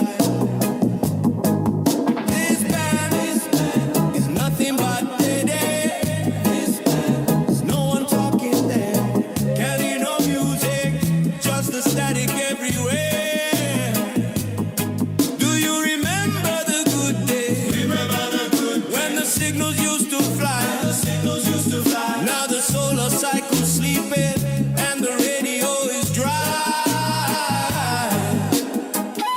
from the DX Central North Shore Studios, this is DXC Live. Now here's your host, Lloyd Van Horn. Silence on the 10, silence on the 12. Put the radio back on the shelf.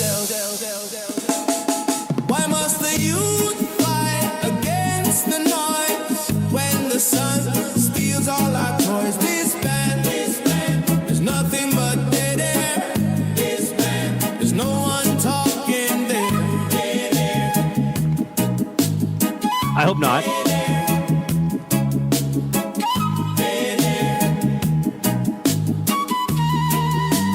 Solar minimum. I hope that's not the case as we head into FM season. I do want to give you guys a little bit of a preview of the vibe that we're going to have for our Summer of DX. I was putting this together last night. So taking that same exact song that we just heard, which is why I played it.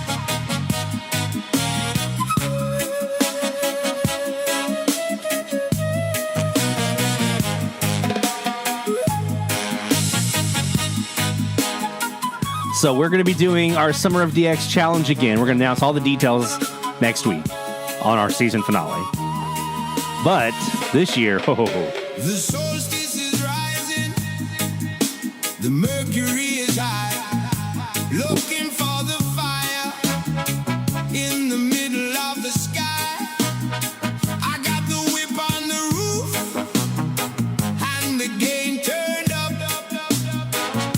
drinking down the signal from a silver cup. It's the summer of DX. Under the great generator, the sun is the maker, the sun is the breaker. Catch oh yeah. now or later, now or later, the summer of DX. Yeah, it's gonna be like that. We're gonna have we're gonna take what we've done in the past. So let me do the historical here. So 2 years ago when we started the Summer DX Challenge, we did just AM, and it was to prove that AM was something you can still do in the summertime. And I think we accomplished that. I think we did that very, very well. You guys turned in just a ton of stuff. People from all over the world were submitting their DX loggings from Europe and from Asia. We had people from all over the world submitting their loggings. It was great. Last year we expanded into FM, and we introduced the Grid Challenge for the first time ever, that you could go out and try to hear 100 grids on the FM band. And in addition to, just logging and stuff like that. So we did that last year, and that was great. That was a lot of fun, man. The Grid Challenge was great. Gave some new energy into it, and a lot of folks really enjoyed that. So this year we're gonna build upon that. So I said earlier, we do the same thing here on the live stream, right? We just build upon what we did the year before. Just keep building and building and building, and we don't go backwards. We're trying to build momentum, right? So this year, all the stuff I just talked about, AMDX will still be there. FMDX will still be there. The Grid Challenge is going to be there. And then we're throwing some other stuff on top of it. I can't wait. You guys are going to love this next week. When we dive into this, getting the chance to take a look at it. So make sure that you are either here with us live, or that you definitely, if you can't do that, I know Stuart's got to work, some other folks, but if you can't be here with us next week for the season finale, at the very minimum, watch the replay, because you're going to want all the details in the inside track stuff that we're going to talk about next week on the Summer of DX Challenge, because it's going to be a toasty one. I mentioned earlier I got my new AirSpy R2 in.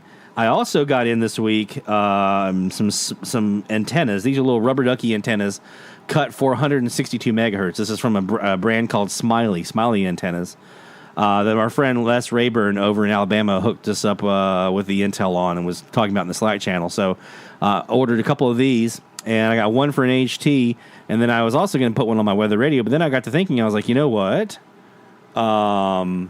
it's got an SMA connection on the bottom, and there's an SMA connector on my R2. So I could do the same. I could take this, because this is my portable VHF SDR, right? That's what I take for a portable Tropo DX or whatever for FM. And I was going to record off of it. I have my 5-element aero antennas, Yagi, that I had custom built. Well, I can also do this. I can plug this guy into the R2, put it up a little bit, and use this to DX 162. Tropo, maybe E-skip. So I'll here in a bit, I'll go pull up the link for Smiley antennas. I'll drop it in the chat. So if you are looking at using, wanting to do some HT work, some weather radio work or whatever for 162 megahertz for NOAA weather radio, these are really, really good antennas for it. They're cut for 160 megahertz. They work really, really well. I think they actually give you a little bit of gain. If I remember right, looking at the specs, they actually give you a little bit of gain. So this is a great option. So that bundle that you guys saw me with last week, my portable rig for FM, now the SDR, the R2 gets put in there. I have a Uniden scanner that I'm putting in there with one of these whips, this rubber ducky here. That's going in, and now the R2. So now the portable rig is set up, ready to go for VHF. That was like one of the last things I had left to do to get ready. Speaking of,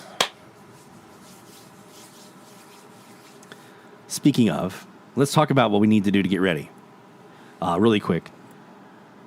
So Sporadic E season is here. So what do we need to do? The final preparations. You should already have your band scan done, or you're wrapping it up now with our challenge. We just into the challenge. The challenge is officially over now. So we are done with challenges, right? That's it. We have wrapped up another season of medium wave frequency challenges. We're done. And I'm going to show you guys here in a bit how to download your band scan, right? As I know Stephanie's watching the replay for that specifically. So I'm going to show you guys how to do that. So what else? You have to finish your band scan if you haven't done that already. Check your feed lines. Check your feed lines. Don't assume. Check your feed lines. F connectors. Anywhere you have like an F to B and C adapter, those are bad. Bad for going out. F connectors get loose. They get sloppy. They come dislodged. Check your feed lines. Check your feed lines. Oh my goodness, please check your feed lines. I'm about to do the same thing for my log periodic. That's one of my projects for next weekend. In addition to the shack work I'll be doing is my feed line work.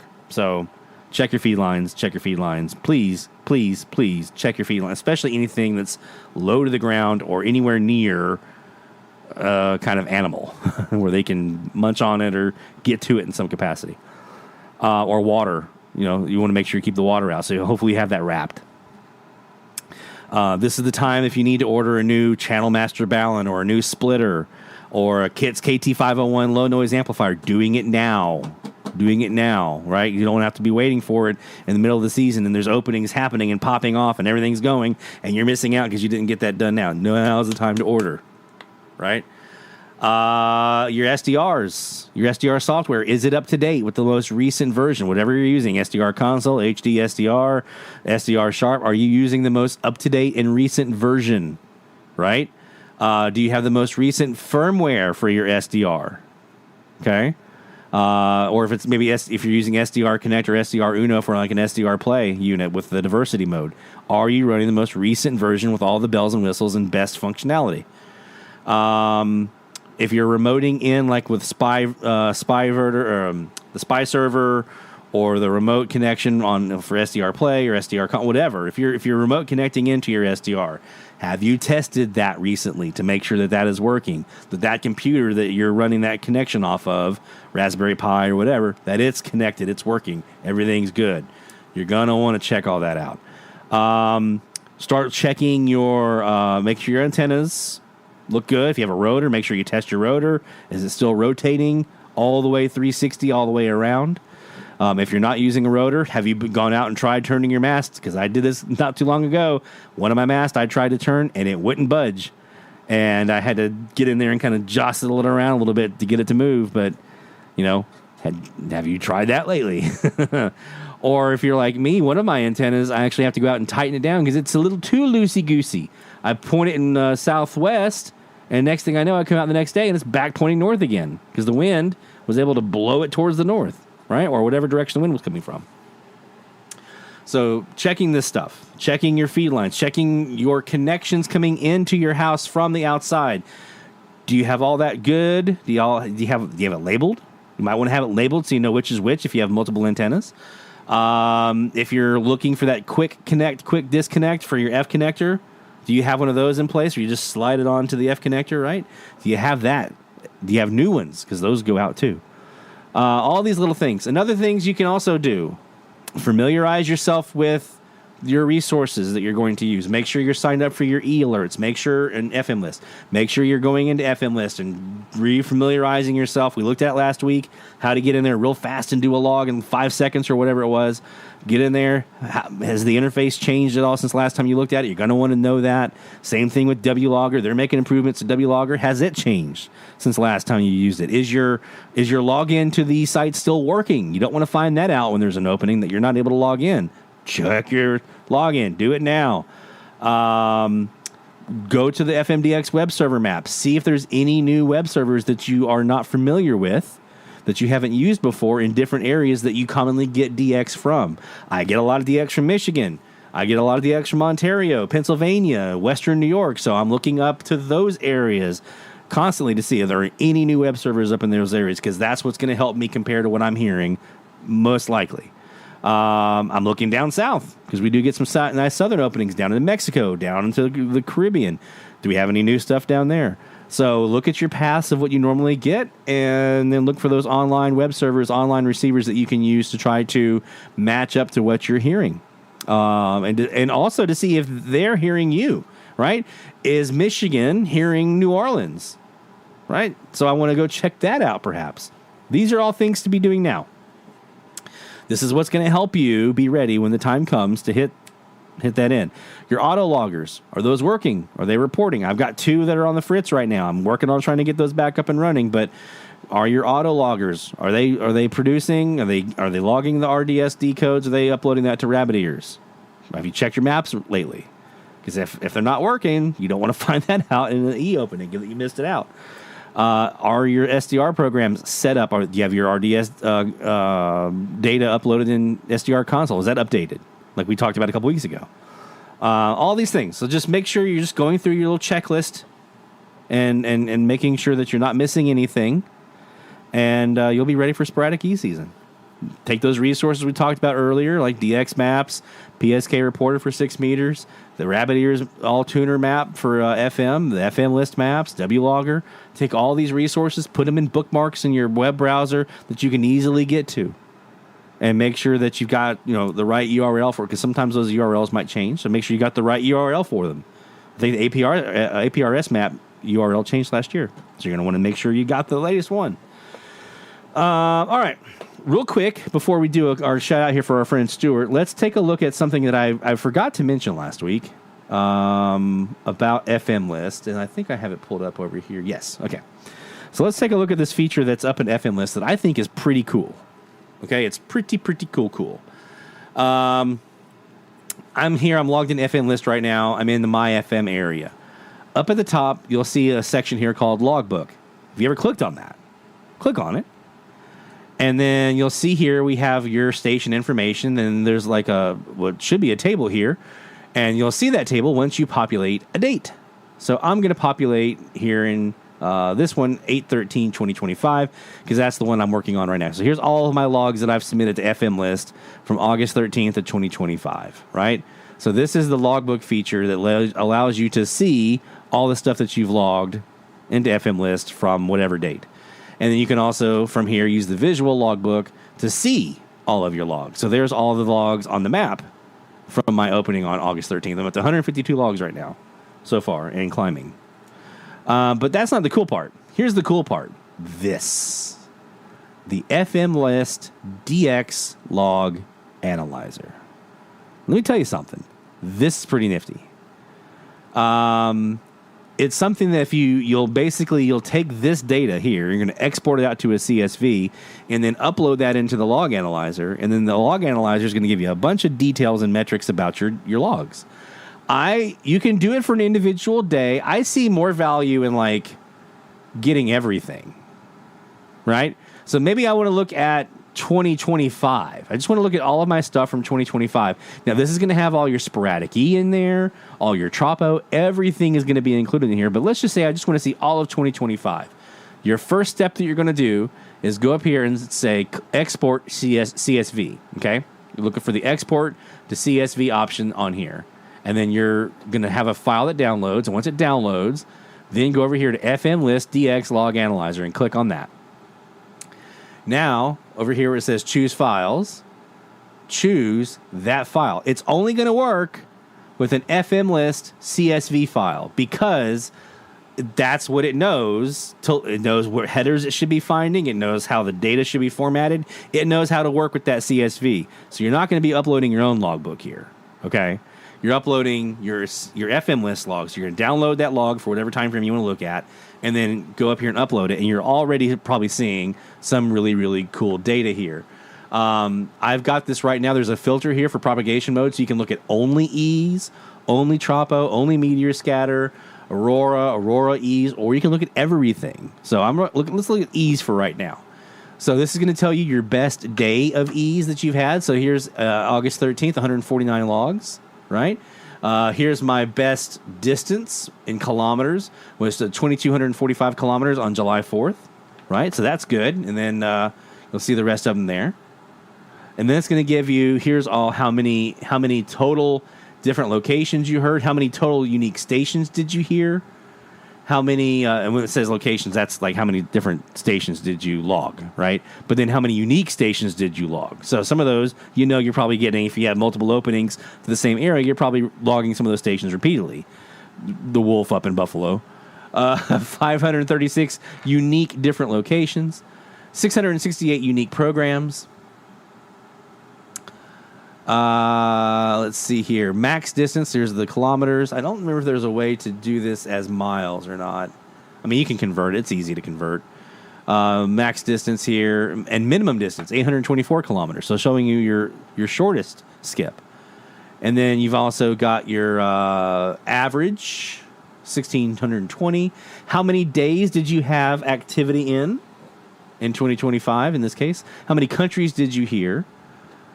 And then here's how many logs you had per country. So, top distance by country first. So this is how my furthest distance were in Canada, and then the U.S., and then Jamaica, Mexico, Honduras, Cuba, and Cayman Islands. Here's your top countries. USA was by far, but then there was Mexico with 85 logs, 68 from Canada, 28 from Jamaica, and so forth.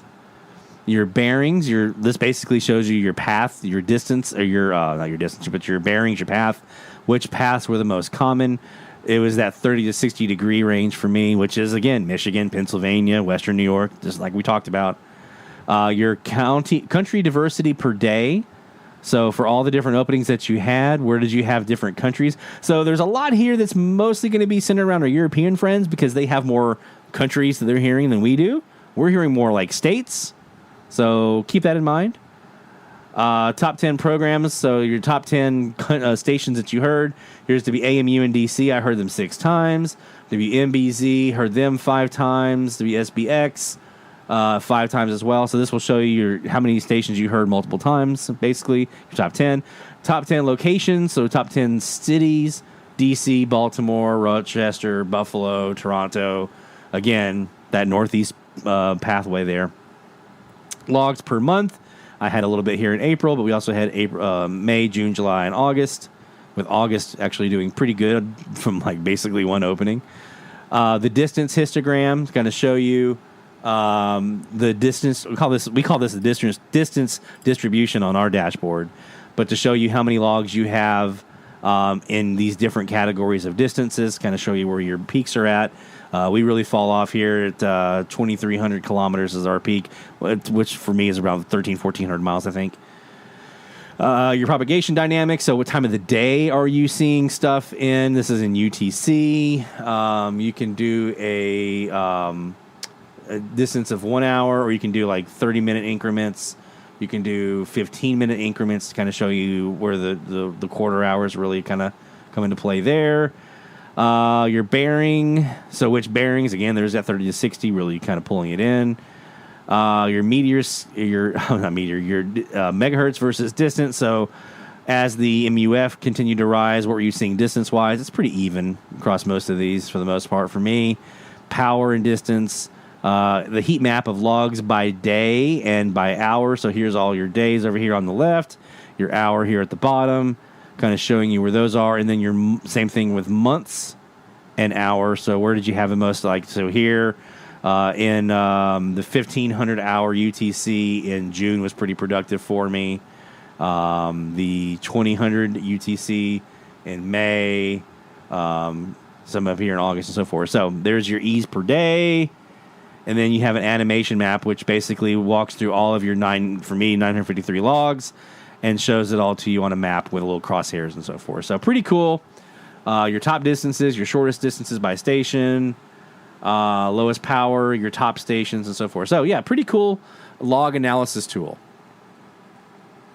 So this is a really cool way. You can do the same thing here. Like, since I have all of my propagation, I can switch this to Tropo.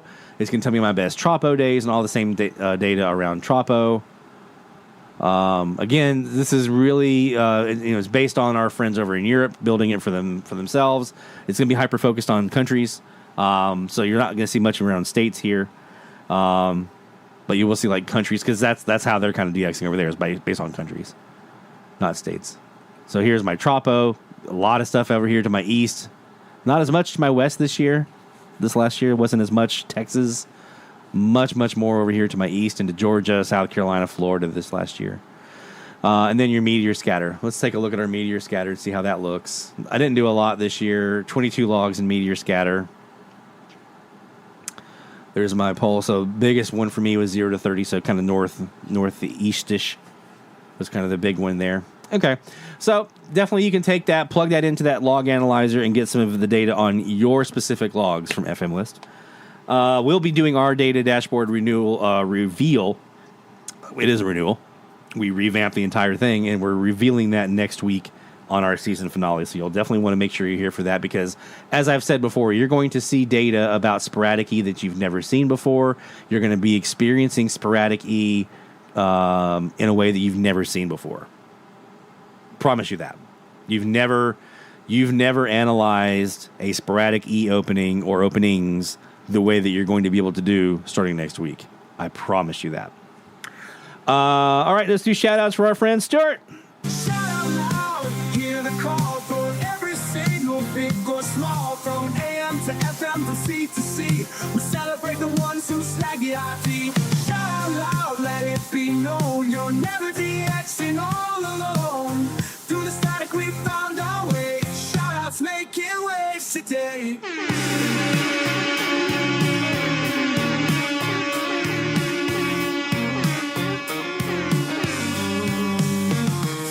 There we go. Our friend Stuart up in Michigan checking in with his shout out here. And there's a lot of FM, very big into FM, and also 2 meter ham radio. No Weather Radio DX. VHF. That's his poison. But he's been getting into AM this year. Pretty happy and proud about that one. Nothing new this week on the DX front, says Stuart, again up in Michigan, Ann Arbor-ish. Mostly due to having a busy week at work, as well as getting ready for an overseas trip to England next week. Jolly good. But I did want to acknowledge that today happens to mark my 1-year anniversary of Sirius broadcast band DXing. It's funny how we kind of we do that, right? We know exactly when it started. February 25th, 1993 at 10:10 p.m. Central Standard Time. That was when I got serious about it. Not too long ago, Jerry mentioned Lloyd's recent Spectrum Monitor article in the Slack channel referencing his comments about inviting more younger people into the hobby. I was talking about earlier. That took me back to when I got my ham radio license at the age of 13, and I received my first big Tropo opening on 2 meter and 440 FM not too long after that, in the middle of January. During that opening, I received repeaters out about 200 miles in all directions, and it immediately got me hooked into ham radio DXing, especially on those two bands. See, it's wherever you get that first, like, where the light bulb goes off, that's where we usually kind of gravitate. For me, it was AM, so I tend to gravitate more to AM, but the FM bug has bit me hard in recent years, like seriously hard. And plus, I always loved 6 meters anyway, so. Here I am 17 years later gaining so much more knowledge about broadcast band DXing than I had in the past, particularly on FM. Because of that knowledge, I've become so hooked on FM E-skip to the point that it's become my new favorite mode of propagation for DX as a whole. I started thinking about the August 13th, 2022 opening that introduced me to E-skip without having any idea why I was hearing Central Florida from my vacation spot up in northern Michigan. That's so many people. That's what gets them. I remember there was an opening. I want to say it was May 31st of 2023. I was doing the recording review, and it was a station up in the I want to say DC area, and they were taking like emails from listeners. And one of the listeners like, "Why am I listening to this station in like Nebraska right now instead of you guys? Like, you know, whatever." And they were like, "Oh, you can always listen to us online or whatever." They never stopped for a second to take that moment to say what you're experiencing, because they probably didn't know. You need a DXer at every radio station. Dang it. Using headphones of all antennas connected to a Philips portable FM radio recorder. This is his first E-skip he had in 2022. So he was using his headphones as the antenna. That night before that, see, that goes back to another thing that I've said. When the band is open, especially with E-skip. You can DX off of anything that will pick up a telescopic whip, headphone wire. If the band is open, the band is open. Let's not overcomplicate it when it comes to E-skip. Let's see. The night before that opening, however, using that same setup, I happened to set my current all-time FM Tropo distance record of 97.9 Kick FM in Hannibal, Missouri at 430 miles. I'm still blown away how incredibly strong the signal was that night using such a minimal setup. If I'm ever so lucky to hear any of the St. Louis stations from here in Ann Arbor, I'll end up tying that record. A heartfelt thank you to Lloyd and the DX Central Live audience, that's you guys, for pointing me to so many different tools over the past year and making this hobby a lot of fun. Here's to many more years of great DX across the bands. Here, my friend. Yes, absolutely. And let's listen to his clip here of his Tropo catch here. 97.9 Kick FM. There you go. I mean, that's what it's all about. So he didn't have any new logs. He's doing a sharing of a story here about some good DX on. So we're going to give you the horn of victory here, my friend, because you have you've definitely come a long way. You've embraced the AM. You've come a long way in your FM and your VHF DX, and it's really, really cool to see, my friend. For you and so many of our folks here in the community, I'm so happy that you guys have been getting so much out of it. So kudos, and can't wait to see what this season has in store for you and all of us, actually. All right. Let's see. While I'm talking about that, let's take a look at the Tropo forecast for next week.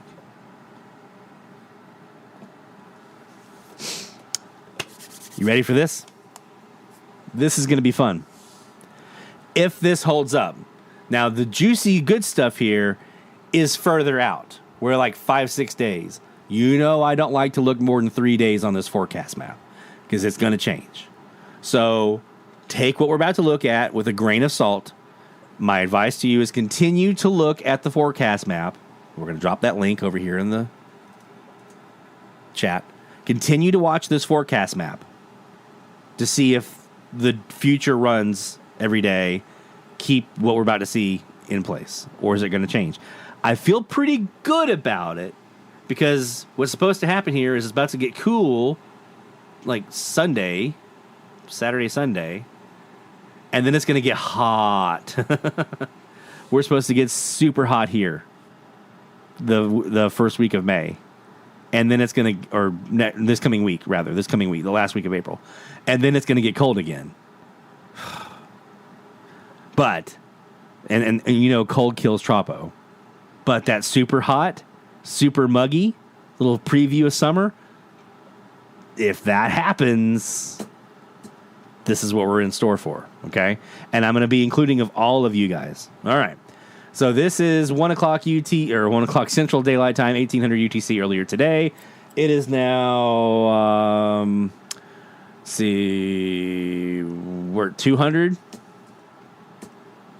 So this is pretty close to what we're going to be seeing either between now and the next hour or so. So you got a nice little bit of a bit of fair to moderate to maybe a little bit of high in spots here in the Kansas area. Ryan, Wichita, if you're watching, Missouri, up into parts of Nebraska and Iowa, into parts of Illinois here. So that kind of fair to moderate, maybe a little bit of high right there on the Kansas-Missouri border. A little bit here kind of scattered around, again, fair to moderate here in parts of Oklahoma, Texas, Arkansas. We're seeing a little bit of a push here. Nothing crazy here on the Gulf Coast for us right now. It's pretty moderate. Some more fair to moderate up here in the Carolina, Virginia area. A little bit scattered here into Missouri, or Ohio rather, Indiana, seeing a little bit. Parts of Pennsylvania, right off the coast over here. Of course, the Carolina coast. We saw this on the APRS map earlier, didn't we? We saw this kind of like Wilmington to South Carolina piece. It didn't go much further down than that Georgia line right there around Savannah. Well, that's what we're seeing right here on the forecast. The forecast is validating. I would be interested to see if Bermuda might be a little further north than this. So maybe a little bit right here off the south or the east coast of Florida. That, again, is what we're going to see in the next hour or so. So this is like coming up here tonight. Now look at this. We get to, this is 0900 UTC. So this is around 4 a.m. Central Time. Look at that Oklahoma bit. Look at the into Kansas. Ryan, again. You might have some Tropo heading your way. Look at into Iowa, parts of Missouri, up into Wisconsin. They're around the Great Lakes. You guys into the Indiana, Kentucky area, right there around. What is that? Is that Paducah right there on that side of the state in Kentucky? A little bit of a push here into the Oklahoma, Texas border, and then inland pushing in from the Gulf into parts of Texas, around San Antonio. Robert, looking up your way now, up around Austin, East Texas, into Central Texas. So some Tropo there for you guys. Again, that Tropo over here on the East Coast, pulling up a little bit further to the north, losing some of that southern end, but keeping this northern side of it. And a little bit here into the Mid-Atlantic area as well. This is, again, 4 o'clock Central Daylight Time, 5 a.m. Eastern Time. Look at now, we get to around sunrise here, 7 a.m. Central Time. Look at what we have now. Solid Tropo. Ryan, Kansas. Again, my friend, you got yourself some stuff coming here tonight, potentially, that you don't normally get to see that far inland. You're going to have some. You're going to have some Tropo. It may not be earth-shattering. It may not be like crazy stuff, but you're going to get some Tropo. Some really good stuff here in Oklahoma. Down into parts of Texas. Again, that's that inland push here. Most of Texas looks like it's going to have something. We're not seeing a whole lot down here. And you got the little stuff right here off the coast. You got a little bit up here around Wisconsin, the Great Lakes, the Chicago area, the Indiana. So you guys are all up here in this little kind of fair to moderate. Again, I'm not seeing anything that's like, holy crap, hold on to your radios because they're going to just blow away from the amazing Tropo. But it's there. There's some Tropo. And then we see this kind of shift in intensifying a little bit further to the north into Kansas now. Right here up into parts of Nebraska, Missouri, Iowa, right here on the border. Most of everything from like the panhandle east of Texas is under some sort of Tropo. So that's nice to see, right? So quite a bit of Tropo here. I'm assuming our front is probably right in here. If we look at if we were able to see the front line, I'm assuming this approaching cold front is probably like right here. We get to tomorrow, 1 o'clock Saturday Central Time. Still a little bit here in the Oklahoma, Arkansas area. A little bit up here into parts of Michigan, Indiana, Missouri, Illinois. Starts to kind of burn off here as we get into the daytime. But then we start to see a little bit more again here. Some really nice Tropo here off the Texas coastline. down around Brownsville, down that way, up in parts of Oklahoma, down around Dallas and parts southwest of Dallas. Seeing some stuff. Not as much here on the East Coast. Maybe not as much right in there. A little bit of this fair to moderate up here around the Great Lakes. That continues to kind of soak in here as we get around sunrise. Look at sunrise here. Now we're in the solid green here, so we're in that moderate tropo here. I'm not expecting a whole lot for me here, honestly. We're looking at like Mobile, Tallahassee, Pensacola. That's the usual stuff.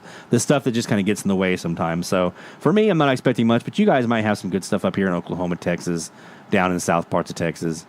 And then we kind of go through the rest of the week here as we kind of cool off a little bit.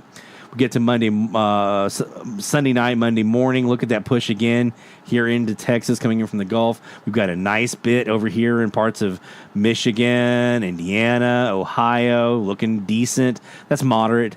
So you're looking probably 150, 200 mile tropo in here, somewhere in here. So nothing earth shattering, but some tropo, something fun to play with, right? That's the key.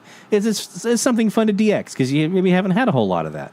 We get into Monday morning, it's starting to push in a bit more. You're starting to see this area over here start to build in. Keep an eye on this western half of the Gulf as we go the next couple of days. This is where we're going to start seeing things really start to blossom as we get this heat that starts building in. But for right now, Stuart up your way around Michigan, into parts of Indiana, Ohio, into parts of even Pennsylvania. Again, 150, 200, maybe 300 mile tropo for some folks. Probably not. Probably closer to 200 is what I would assume most of this is going to be. All right. Now we're looking at, this is Monday night into Tuesday morning. Now this is 1 o'clock Tuesday morning, UT Central Time. This is sunrise Tuesday morning. Seeing a little bit here into parts of that sunrise around, again, 7 a.m. Central. Parts of Indiana in through. This is nice duct right here. So if you're on this end of Oklahoma, this end over here in Indiana, Ohio, Michigan, you might get in some of that duct as it kind of kicks out the end of it. We've seen that happen here. All of South Carolina, most of North Carolina, on the eastern half at least, all of southeast Georgia, in almost the entire state of Florida, is in that kind of moderate to high strength tropo. So now you're talking 250, maybe 300, maybe.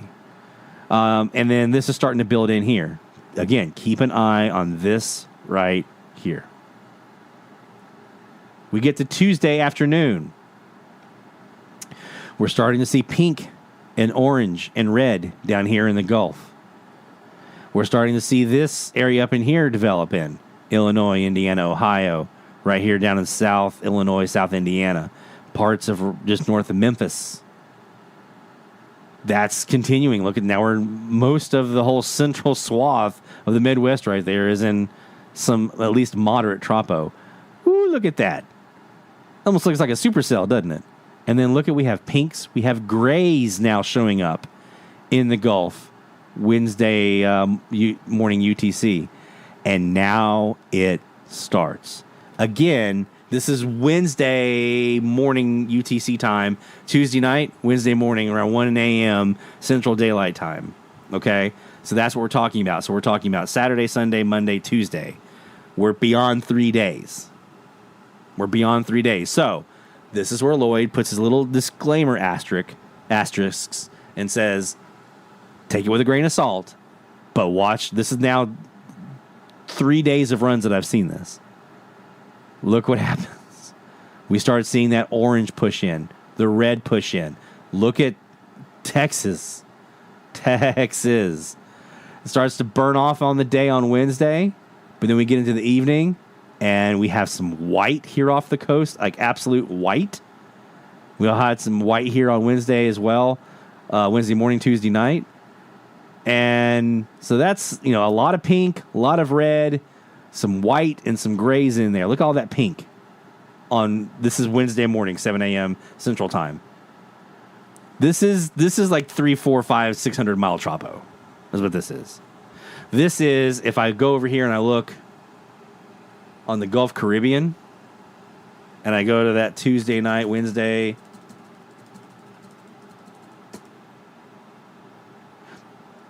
this is the kind of right here, Tuesday night around 1 a.m., This is me hearing Mexico. Down in Veracruz, Tamaulipas.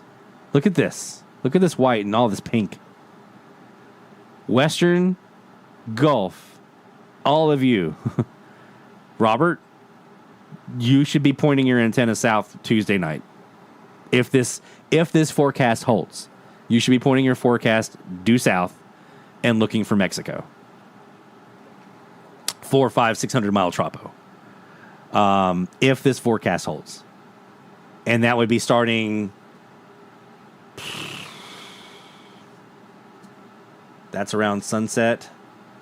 Maybe an hour or two after sunset through sunrise. Wednesday morning. So an hour or two after sunset on Tuesday, start looking. Don't expect anything yet. It's going to take some time to build in as that pushes in. But by the time we get to 1 a.m., and by the time we get to 7 a.m., it's still there. So there's if this forecast holds, you're going to see some stuff push. So be ready for it, my friends. Be ready. We are coming up here on top of the hour. And I do want to talk about Meteor Scatter, but I probably will save that for next week, actually. That and RDS. We'll save both of those topics for next week because we didn't get to them tonight. We want to do some top of the hour DX and then do some wrap up here, but of what we've been kind of hearing this week. But we'll save those two for next week, and all of our next week's going to be a doozy. We're probably going to go over our 3.5 hours next week. There's just so much to get to close out the season. So let's do a little bit of live DX. Some more. So we did IRC. This is National Radio Club. NationalRadioClub.org to get yourself a membership. We did IRCA, IRCOnline.org, NationalRadioClub.org as well. So there you go. Let's do a quick check of 1550 here. Let me actually change this over to this guy. Let's look at 1550 on our west wire and see if we have anything. This is the west. Did I change that yet? No.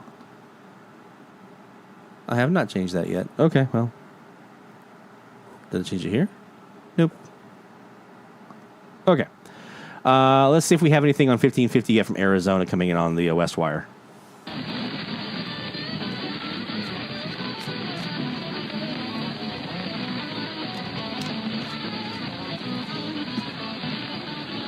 I think that's Baton Rouge.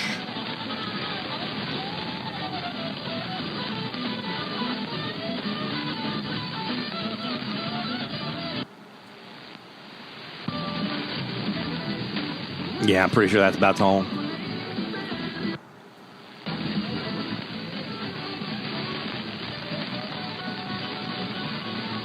I'm going to pull up a Kiwi out there in Arizona. Oh, they're just now getting, the gray line's just now getting to Tucson.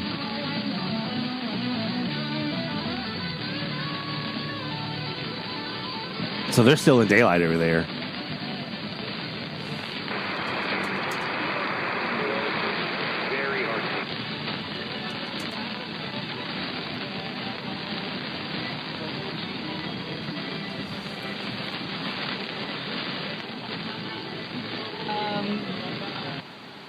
So this is what Tucson's carrying right now. It's a public radio station, NPR.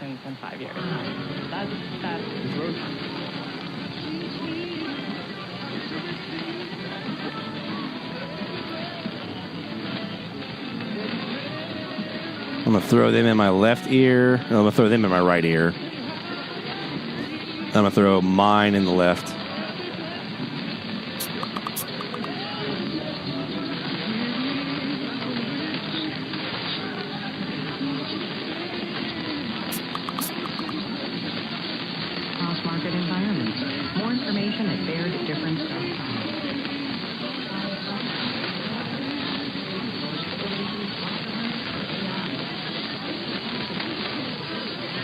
I feel like I have a little bit of an echo there.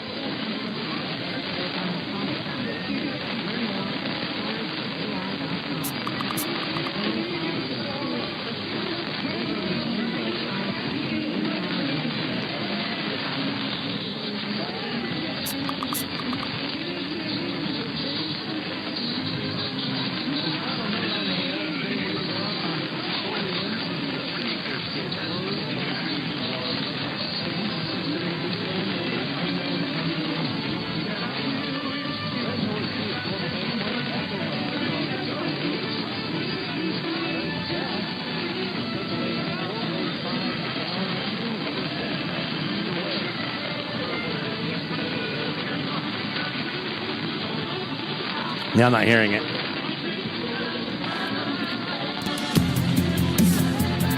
DX Central Live Top of the Hour Alert.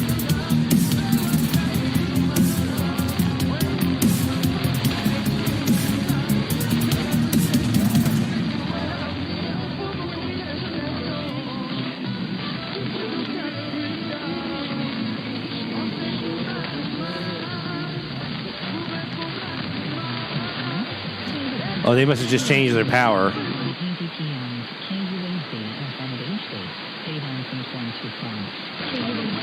Yeah, they just changed their power. The Arizona Kiwi I was looking at, it just went from like a wide to a little narrow.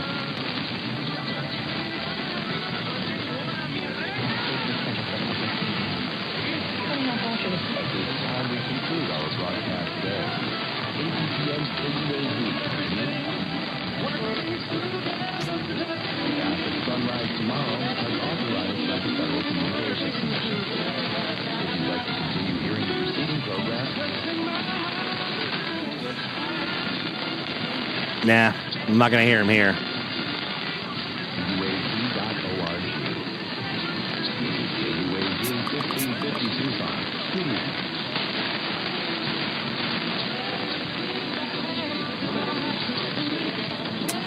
Yeah, no, that's not going to happen. Not tonight, at least. We'll get them. Let's go back down and see if the low end of the band is built up any at all. And let's go back to our south-facing CAS antenna here. So let's go back down to... Actually, do it this way. Boop, boop.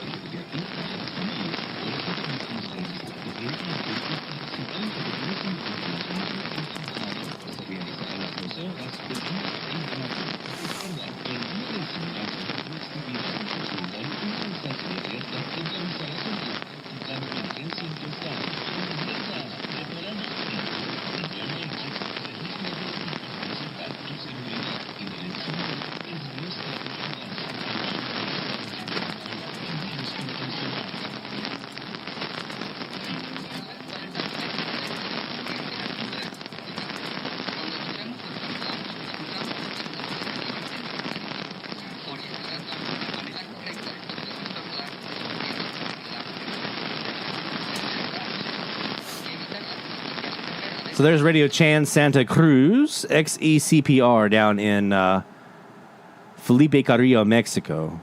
One of my more regular, consistent stations here in the Mandeville area. So there you go. Yeah, band's down quite a bit here as well, especially with all the lightning crashes. Let's take a quick gander at the old FM side of things. See if we have anything coming in. And we'll hit that play button. There we go. And I'm just going to check for any hints of Tropo. There's a couple of frequencies that I check just to see if anything's coming in. We're going to start with 92.1 because that's an open frequency. It's also where we have a station over in Mobile, 92 Zoo. That's not 92 Zoo. That's probably Power 92, which is a religious station over in west part of Louisiana. So that is a little bit of Tropo that's coming in right there. Absolutely, that's Tropo. Light Tropo, but it's Tropo. This is probably Villa Platte, Louisiana. KVPI.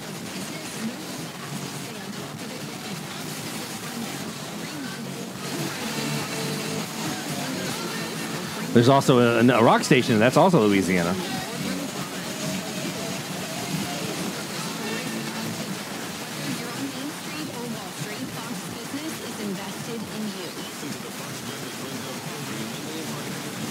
So the rock station is actually, it's in Ocean Springs, Mississippi. I forgot about that. It's not Louisiana. It's in Mississippi. There's a classic hit station, though, that's in Louisiana, KVPI Villa Platte. That could be them. The talk station...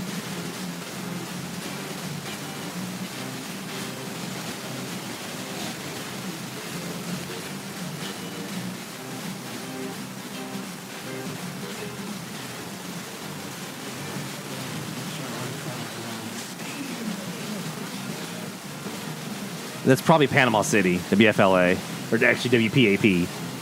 Let's look at our autologger map here just to see what's coming in. So pretty localized, not a ton. This is off the exact same antenna that we're listening to right now, by the way. So this FM receiver and this auto map are the exact same antenna, both on TEF radios.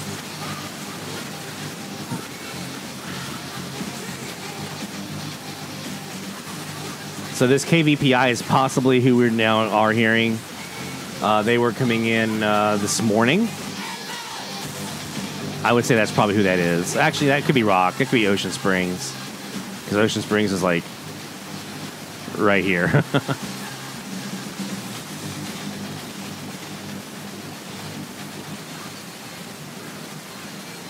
There's Ocean Springs in Biloxi. So it's like right there. So it could be Villa Platte, it could be Ocean Springs we're hearing with the rock.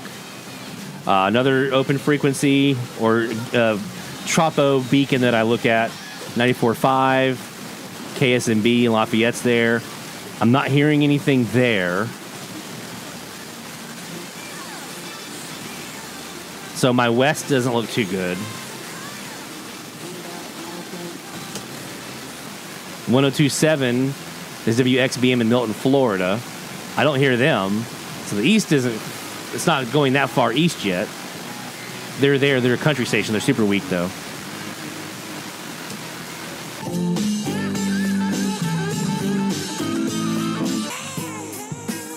Not 92. 90. That's Rustley. That's Baton Rouge.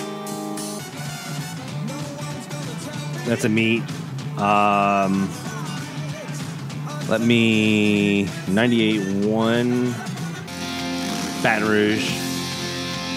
So we're getting some of that like in that very like light, that fair Tropo, right? We're getting like that 150 mile Tropo right now.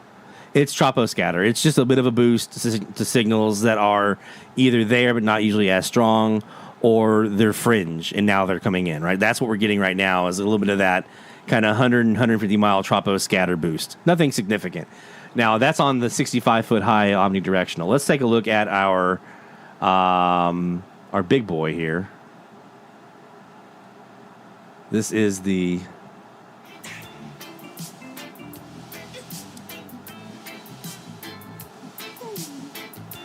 What? Wait, what?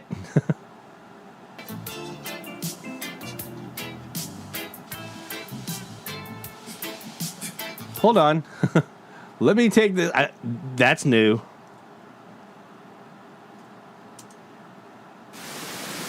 Okay, they're not coming in on that one. I think I know what's up.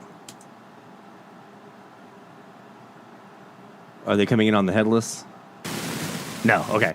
That's okay. I have to restart the OG server. That's what that is. It said 87.7. That was not 87.7. That was probably, if anything, 90? Yeah, that was WWOZ. I was over here going, who has got the reggae on 87.7? That's new.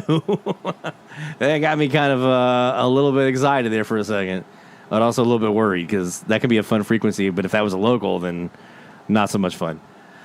All right, so next week we're going to take a look at RDS. We're going to talk about kind of what it is. We're going to talk about how it can be helpful for you, but what you have to kind of keep in mind about RDS at the same time, because it can be kind of a double-edged sword. Sometimes you can see things that throw you off the trail of the actual DX. We're going to talk about Meteor Scatter a little bit. I know we're about to head in the Sporadic E season. We're going to talk about Meteor Scatter a little bit because it can be helpful in the summertime to getting some of those days where maybe the E-skip isn't popping, especially as we get into like later July, as season is starting to fall down. We get into late July into August. That's when the Perseid starts ramping up. And so we're going to talk about that so you can be ready for that when that does happen.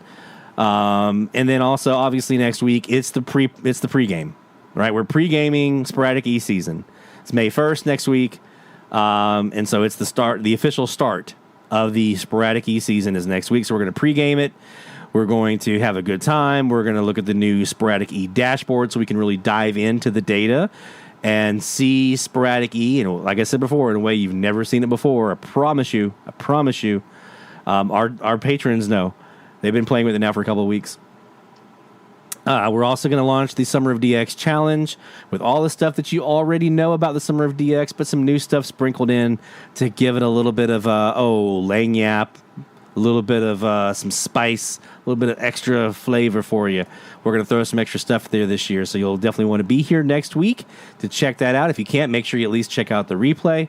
For our patrons, patreon.com/DX Central. Like I said, they've been playing with this new dashboard for a couple of weeks, and they're going to get the heads up before anyone else does about the cool stuff coming in the Summer of DX Challenge. As a matter of fact, there's going to be an ongoing thing that happens during the Summer of DX Challenge all summer long.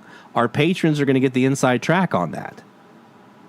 Everyone else will still get to do it and be part of this little extra thing that we're doing. But the patrons, they're going to get the inside track. They're going to know about it first. So, again, patreon.com/DX Central would definitely, if you want to be part of that crew in Studio C, that's where you go to do that. I'm also going to be working on some videos this summer, things like that. Once we get the shack put back together, I'll be putting some videos together and things like that. So all of our videos, patrons get them first. New podcast episodes, patrons will get them first. All that. So to our sponsors, the IRCA, International Radio Club America, IRCAonline.org, the National Radio Club, nationalradioclub.org, and to the Spectrum Monitor magazine, thespectrummonitor.com. For our sponsors, thank you so much for your support, and we appreciate you here with another season with us here as well, here on DX Central Live. So, one more episode left next week. It's the pregame, it's the Sporadic E pregame show, and we're going to go out there and we're going to have a good time next Friday night and talk about Sporadic E and FM and all the cool stuff that you can hear. So make sure you're here next week. If you're not able to join us next week, definitely you'll want to watch that replay because that Summer DX Challenge stuff is going to be tasty. I promise you that. You're going to want to be part of that. So take care, my friends. We'll see you guys next week. Till then, take care. Best of DX. This has been the DX Central from the Static Podcast. If you are interested in sponsoring this podcast, let us know by emailing sponsors@fromthestatic.net.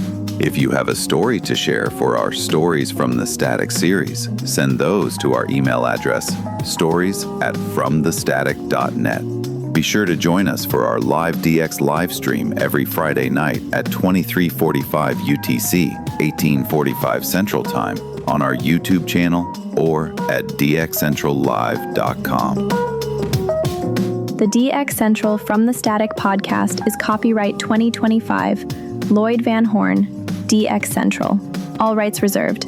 No portion of this podcast may be rebroadcast or reused without the express written authorization of Lloyd Van Horn and DX Central. Be sure to follow or subscribe wherever you get your podcasts, as new episodes will be posted regularly. Join us next time for the DX Central From the Static podcast.